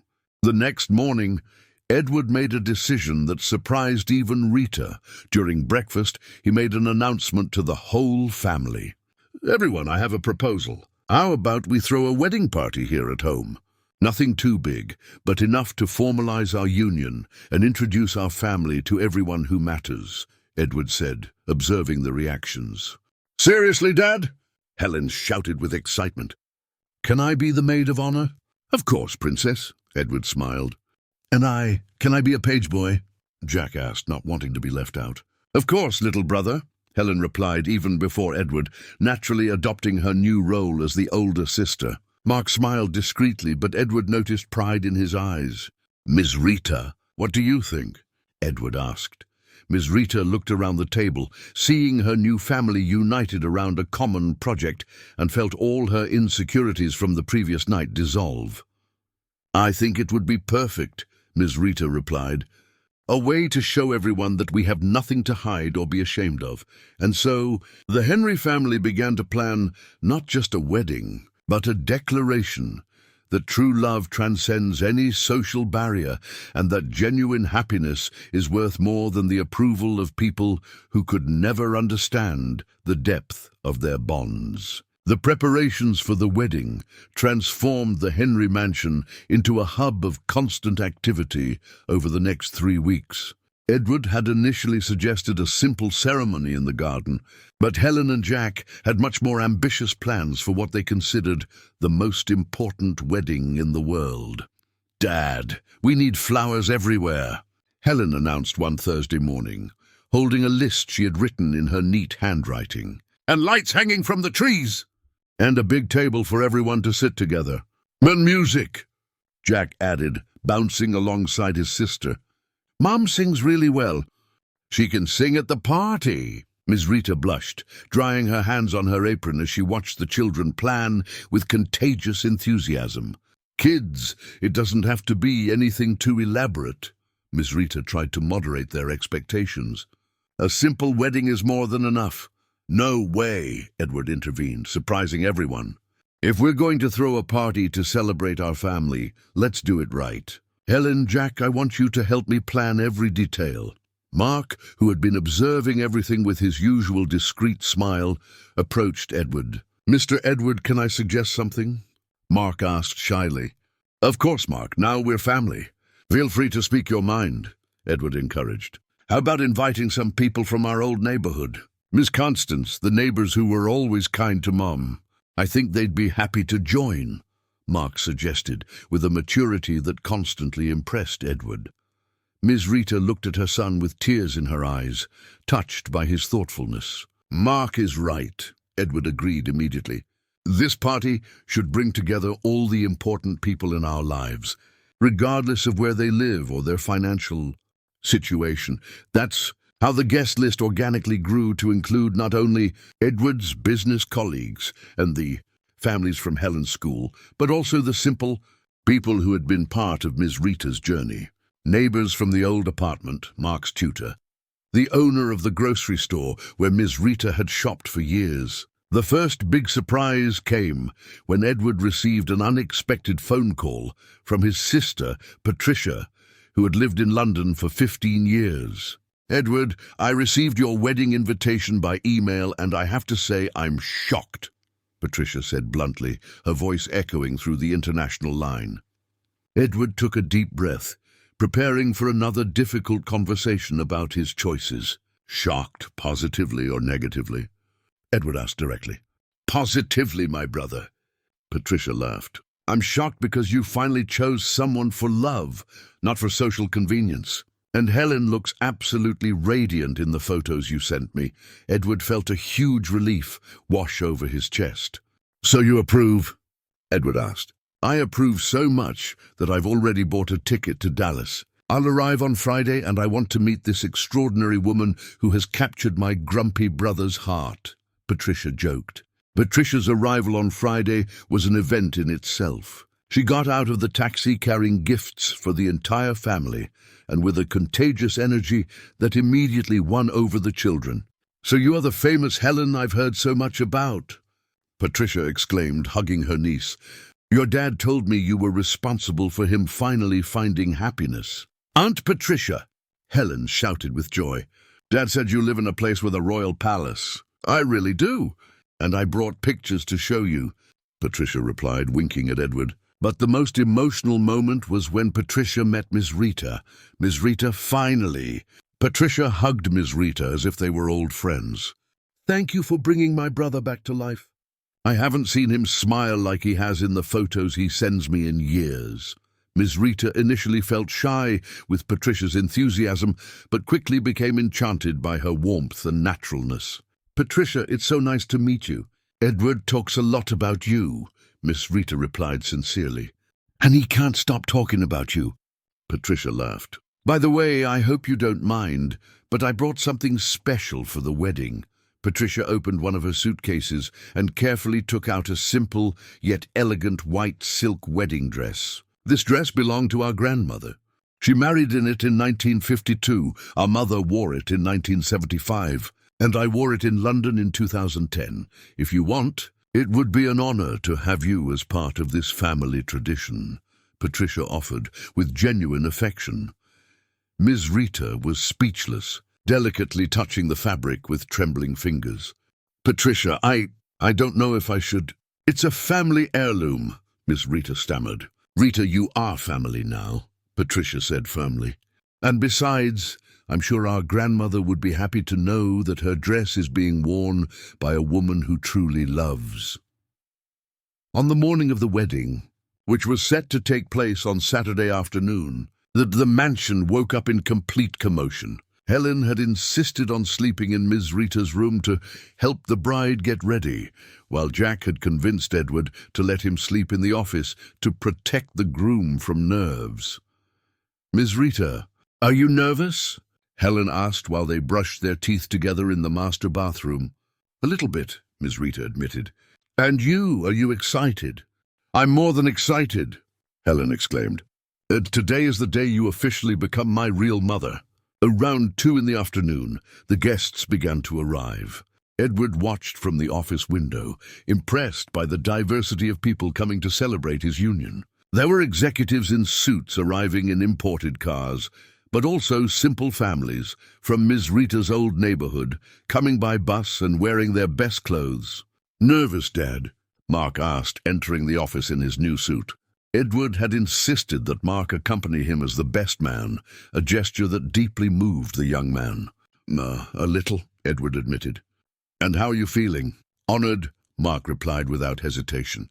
"Honored to have found a father who not only loves my mother, but also accepts us as his true children."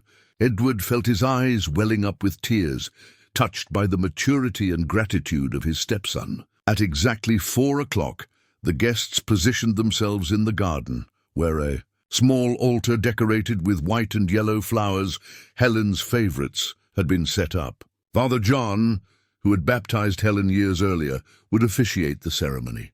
Jack appeared first, solemnly walking down the makeshift aisle between the chairs, carrying the rings on a satin pillow. His seriousness contrasted adorably with the smile he couldn't hide. Helen followed, scattering rose petals along the way, radiant in her light blue dress and wearing a flower crown in her hair. She made a point to greet each guest with a wave, clearly enjoying her special role. Then, to the sound of Ave Maria played by a string quartet that Edward had hired, Miss Rita appeared at the top of the staircase on the porch. The silence that followed was absolute. Miss Rita looked stunning in Edward's grandmother's dress, which fit her perfectly. Patricia had insisted on doing her makeup and hair, creating an elegant yet natural look that highlighted Ms. Rita's genuine beauty. But what impressed Edward the most was Ms. Rita's demeanor. She walked toward the altar with dignity and grace, unhurried, smiling at the guests as if she were completely at ease. There was no more insecurity in her movements, only the confidence of a woman who knew exactly where she belonged. "My God, she looks beautiful," Edward murmured to Mark, who was walking beside him. "She always has, Mr. Edward. Now the whole world can see," Mark replied with evident pride. The ceremony was simple but deeply moving. When it came time for the vows, Edward and Ms. Rita had decided to write their own words. "Ms. Rita," Edward began, his voice heavy with emotion, "for years I thought love was something that could be planned, organized, chosen with reason. You taught me that true love is something recognized with the heart. I promise to love you and your children, our family, with all the intensity I can muster every day of my life." Ms. Rita discreetly wiped away her tears before speaking. "Edward," she said firmly, "you gave me something I never thought I would have. A family where I can be completely myself, where my children are loved and accepted unconditionally. I promise to be your companion, your partner, the mother that Helen deserves, and to make this house a home filled with love for all of us." When the priest declared them husband and wife, the explosion of joy was instantaneous. Helen and Jack shouted in celebration. Mark applauded with tears in his eyes, and even the most formal guests were swept away by the emotion of the moment. The party that followed was exactly what Edward had envisioned, a genuine celebration where social differences were temporarily forgotten in favor of shared joy. Constance, Miss Rita's neighbor, was animatedly chatting with Patricia about southern recipes. The executives from Edward's company were exchanging stories with friends from Ms. Rita's old neighborhood. The children from all the families played together in the garden. But the most special moment of the night came when Ms. Rita, encouraged by the children and guests, agreed to sing a song. She chose Asa Branca by Luis Gonzaga, a song about longing and hope, about leaving behind what is known in search of something better. Her voice, pure and emotional, echoed through the quiet garden. Edward watched the faces of the guests and saw that Ms. Rita had touched everyone, regardless of their social background. There was something universal in the way she sang about dreams, family, and love. When the song ended, the silence was broken by warm applause and some emotional sobs. "Mom, you sing like an angel," Helen shouted, running to hug Ms. Rita. "Now I understand why my brother fell in love," Patricia murmured to Edward. "She has a beautiful soul." As the night went on, and the guests began to say their goodbyes, Edward realized that he had achieved something that seemed impossible just a few weeks before, creating a celebration that honored both his social position and Ms. Rita's humble origins, uniting two different worlds through love. The last surprise of the night came when Miss Constance approached Edward before leaving. "Mr. Edward, I need to apologize," she said, clearly emotional. "I told Miss Rita that you would end up hurting her. I was wrong. I see how you look at her, how you treat our boys. You truly love our Miss Rita. I really do. Miss Constance, and thank you very much for taking care of her. Adaptações, Joaquim, Jack, Dona Rita, Miss Rita, Caruaru, a small town in Texas. Jardim Europa, upscale neighborhood in Dallas. Faculdade de Medicina da USP. Harvard Medical School. Hospital das Clínicas, Massachusetts General Hospital. Hospital Sírio-Libanês, Johns Hopkins Hospital. Colégio Santa Maria, St. Mary's Academy. Dora Cecília Fernandes, Dr. Cecília Anderson. Cecília Fernandes, Dr. Cecília Anderson. Pernambuco, Texas. Valentina Rodrigues, Vanessa Roberts. Lago dos Peixes, Coipon.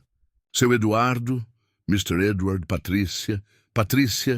São Paulo, Dallas all these years until I discovered the treasure I had in my own home, Edward replied sincerely. When they finally found themselves alone, the new Henry family gathered on the porch, watching the garden where they had celebrated the official start of their life together. "It was the happiest day of my life," Helen declared, nestled between Edward and Miss Rita on the porch swing. "Mine too, little sister," Jack agreed, sleepy in Mark's lap. "And now," Miss Rita asked Edward, intertwining her fingers with his. "Now we live happily ever after, like in fairy tales," Edward replied, gently kissing the forehead of his new wife. "On die but better than in fairy tales," Helen added with the surprising wisdom of her 7 years, "because our story is real."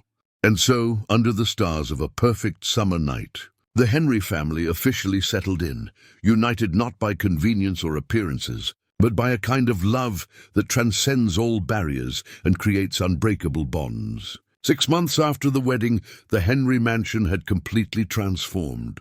The changes were not just in the rearranged furniture or the new pictures on the walls. It was the very energy of the house that had changed. What was once a silent museum of cold elegance had become a vibrant home, full of laughter, conversation, and that organized chaos that characterizes happy families. Edward was in his office on a Thursday morning when he was interrupted by a commotion coming from the garden. Through the window he saw Helen teaching Jack how to ride a bike, while Ms. Rita held the back for safety. Mark was filming everything with his phone, laughing at the expressions of absolute concentration on his younger brother's face. "Mom, don't let go!" Jack shouted, pedaling hard but clearly terrified of falling. "I won't let go, my love. You're doing so well." Ms. Rita ran alongside the bike, her hands steady on the back. "Jack, look ahead, not down." Helen directed with the authority of someone who had mastered the art of cycling for years. Edward watched the scene with a smile he couldn't hide. There was something deeply satisfying about seeing his daughter naturally taking on the role of big sister, teaching and protecting her younger siblings as if they had grown up together their whole lives. The moment of triumph came when Miss Rita discreetly let go of the bike, and Jack pedaled alone for almost 10 meters before realizing he was unsupported. The joyful shout he gave when he finally stopped the bike echoed throughout the garden. "I did it! I did it!" Jack jumped off the bike and ran to hug Miss Rita. "Mom, did you see?" "I rode by myself." Edward felt a familiar emotion rising in his chest. Even after 6 months, he still felt moved every time he heard Jack call Ms. Rita Mom, and Ms. Rita refer to him as "my son." The naturalness with which they had formed these family bonds continued to surprise him. That afternoon, Edward received a call that would once again change the family dynamic. "Edward, this is Patricia. I have news that might interest you," his sister said from London, with that mysterious tone she always used when she had something important to reveal. "What kind of news?" Edward asked, intrigued. "The company I work for is opening an office in Dallas, and they offered me the position of regional director. I'm seriously considering moving back to the States," Patricia explained. Edward felt an immediate joy. Having Patricia nearby would mean that Helen would finally have an aunt present in her life, and that Miss Rita would have a sister-in-law who had already shown genuine acceptance and affection. "Patricia, that's fantastic news. Miss Rita will be thrilled, and Helen, well, Helen keeps asking when you'll come back to visit," Edward replied enthusiastically. "There's one more thing, Edward. I'm thinking of buying a house in the same neighborhood as you. I want to be close to the family that I've finally returned to," Patricia added, her voice heavy with emotion. When Edward shared the news with the family during dinner, the reaction was exactly what he expected. "Aunt Patricia is going to live near us," Helen shouted with excitement. "To see, will she be able to come for dinner every day? She can teach me English and Jack," Mark added, always thinking of learning opportunities. "And I can show her how I ride my bike now," Jack chimed in, still proud of his achievement of the day. Ms. Rita smiled, watching the children's joy, but Edward noticed a fleeting shadow in her eyes. "Ms. Rita, are you okay?" Edward asked that night as they were getting ready for bed. "I'm great, Edward. I was just thinking." Ms. Rita hesitated, carefully choosing her words. "Thinking about what?" Edward gently encouraged. "About how life can change so quickly. A year ago, I was a single woman, working to support my children with no great expectations for the future. And now I have a wonderful family, a beautiful home, and even a sister-in-law who treats me like a sister," Ms. Rita said, her voice filled with gratitude. "And does that worry you?" Edward asked, sensing there was more. "Sometimes I wonder if I deserve so much happiness. If I'll wake up one day and find out it was all a dream," Ms. Rita admitted vulnerably. Edward hugged Miss Rita tightly, fully understanding her feelings. "Miss Rita, you deserve all the happiness in the world, and more importantly, you built it with your own hands, with your love, your dedication, your ability to love unconditionally," Edward said with conviction. "Oh, this is not a Cinderella story where a fairy godmother changed your life with magic. It's the story of an extraordinary woman who was finally recognized for who she has always been." 3 weeks later, Patricia arrived in Dallas to stay permanently. The reunion at the airport was emotional, with Helen insisting on making welcome signs and Jack practicing phrases in English that he had learned especially for the occasion. "Welcome to Texas, Aunt Patricia," Jack shouted when he saw her coming out of the arrivals area, pronouncing the words with exaggerated care. Patricia laughed and replied in English with an exaggerated foreign accent, "Thank you so much, my dear Texan nephew." The charade lasted only a few seconds before everyone burst into laughter, and Patricia hugged each family member as if they were precious treasures. During the welcome dinner that night, Patricia made an announcement that surprised everyone. "Family, besides coming back to work in Texas, I've made another important decision," she began, looking especially at Ms. Rita. "I want to adopt a child." The silence that followed was broken by Helen. "Are you going to have a baby, Aunt Patricia?" Helen asked with evident excitement. "Not exactly a baby, Helen. I'm thinking about adopting an older child, maybe 8 or 9 years old. A child who, like our Mark and Jack once were, needs a family that loves them," Patricia explained. Miss Rita stood up from her chair and hugged Patricia with tears in her eyes. "Patricia, that's wonderful. You're going to be a fantastic mother," Miss Rita said with genuine emotion. "I learned by watching you, Rita. I saw how you love these children, how you turned this house into a home, how you brought together such different people through love. I want to try to do the same," Patricia replied, also moved. Mark, who had remained quiet throughout the conversation, finally spoke up. "Aunt Patricia, if you need any help, you can count on me. I know how important it is to have someone who believes in you," Mark offered, with the maturity he always displayed. "Thank you, Mark. I will need all the support I can get," Patricia replied, touched by her nephew's generosity. 6 months later, Patricia finally adopted Sophie, a 9-year-old girl who had spent 3 years in shelters after the death of her parents in an accident. Sophie's arrival further expanded the family circle, and Edward watched in fascination as Helen immediately took on the role of the protective older cousin. "Sophie, have you ever seen real goldfish?" Helen asked on the first day Sophie visited the mansion. "Never," Sophie replied shyly, still adjusting to the new reality of having a family again. "Then come, I'll show you, and you'll meet Napoleon and Cleopatra."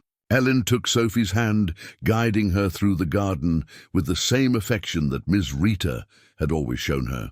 That night, during the dinner that had already become a weekly family tradition with Patricia and Sophie, Edward looked around the table and felt a deep gratitude filling his chest. There were Helen, radiant and confident, naturally taking on her roles as daughter, sister, and cousin. Mark, transformed from a shy teenager into a self-assured young man, about to enter college with a full scholarship he had earned through his own skills. Jack, who had found not just a home in the mansion, but the space to flourish his cheerful and curious personality. Sophie, still shy but already showing signs that she was beginning to trust the concept of family again. Patricia, radiating the happiness of someone who had finally found her purpose. And Miss Rita, the extraordinary woman who had been the catalyst for all this transformation. "Edward, are you okay?" Miss Rita asked, noticing his contemplative expression. "I'm perfect," Edward replied, raising his glass of wine. "Actually, I would like to propose a toast." Everyone raised their glasses, the children with juice, the adults with wine. "A toast to family," Edward began, his voice filled with emotion. "Not the family we are born into, but the family we choose to build. To the family that is formed not by blood or convenience, but by love, dedication, and the daily decision to care for one another." "To family," everyone echoed in unison, toasting with radiant smiles. "And a special toast," Helen added, standing up in her chair, "to Ms. Rita, who taught us that a true mother is one who loves with her heart. No matter where she comes from or where she's going." Miss Rita wiped the tears rolling down her face, overwhelmed by the depth of love she had found in that home. "And one last toast," Miss Rita said, her voice choked but firm, "to Edward, who saw me when I was invisible, who loved my children as if they were his own, and who taught me that true love transcends any barrier." As the night went on, and conversations flowed naturally between laughter and stories, Edward reflected on the extraordinary journey that had brought them to that moment. He had started looking for a wife based on rational and objective criteria, and had found something infinitely more valuable: a family built on solid foundations of genuine love, mutual respect, and unconditional acceptance. The three candidates he had initially considered, Marina, Cecilia, and Vanessa, represented everything society said he should look for: formal education, social status, professional success. But Ms. Rita had brought something that no diploma could teach: the ability to turn a house into a home, to heal wounded hearts with infinite patience, to unite different people through the strength of maternal love. Helen had been the true visionary of the family. With the instinctive wisdom of a child who knows the difference between genuine affection and calculated interest, she had recognized in Ms. Rita not just a competent caregiver, but a true mother. Her courageous choice had not only saved her own childhood, but had created opportunities for happiness for everyone involved. When it was time to say goodbye that night, with Patricia and Sophie returning in their new home nearby, Edward embraced each member of his extended family with the gratitude of someone who had discovered the true meaning of wealth. "Dad," Helen said, as they were heading upstairs to sleep, "do you remember when you asked me what I wanted for my last birthday?" "I remember. You said you wanted a complete family," Edward replied, touched by the memory. "Well, I think we got more than I asked for," Helen smiled, looking back where Ms. Rita was helping Jack brush his teeth while Mark organized his books for the next day. "We really did, Princess. We got so much more than any of us dreamed," Edward agreed, kissing his daughter's forehead. That night, as the Henry mansion prepared for another peaceful evening, Edward lay down next to Ms. Rita with the absolute certainty that he had made the best decision of his life. Not because he had found the perfect wife by social standards, but because he had recognized and valued the extraordinary woman who had always been right in front of him. Ms. Rita, in turn, fell asleep knowing she had found not only financial security for her children, but something infinitely more precious: a family where she could be completely authentic, where her children were loved unconditionally, and where her heart had finally found a place to call home. And Helen, the little sage who had orchestrated this entire transformation with her brave choice, fell asleep that night knowing she had achieved the most valuable gift of all: a family united not by obligation or convenience, but by the kind of love that withstands all storms and grows stronger each day. The story of the Henry family became, over time, a quiet legend in the social circles of Dallas. Not because there was anything extraordinary about their setup, but because it demonstrated a simple yet powerful truth: that true love recognizes no social barriers, that family is built through daily dedication,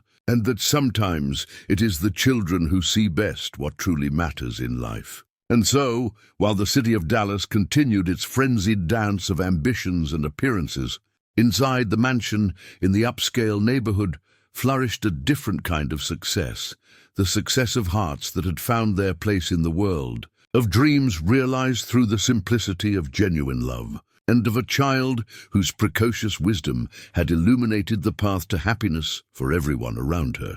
If you enjoyed this, please like, subscribe to the channel, activate the notification bell, and if you watched until now, comment "I watched until here" and share your thoughts on this story. And don't forget to watch the next video that appears on the final screen.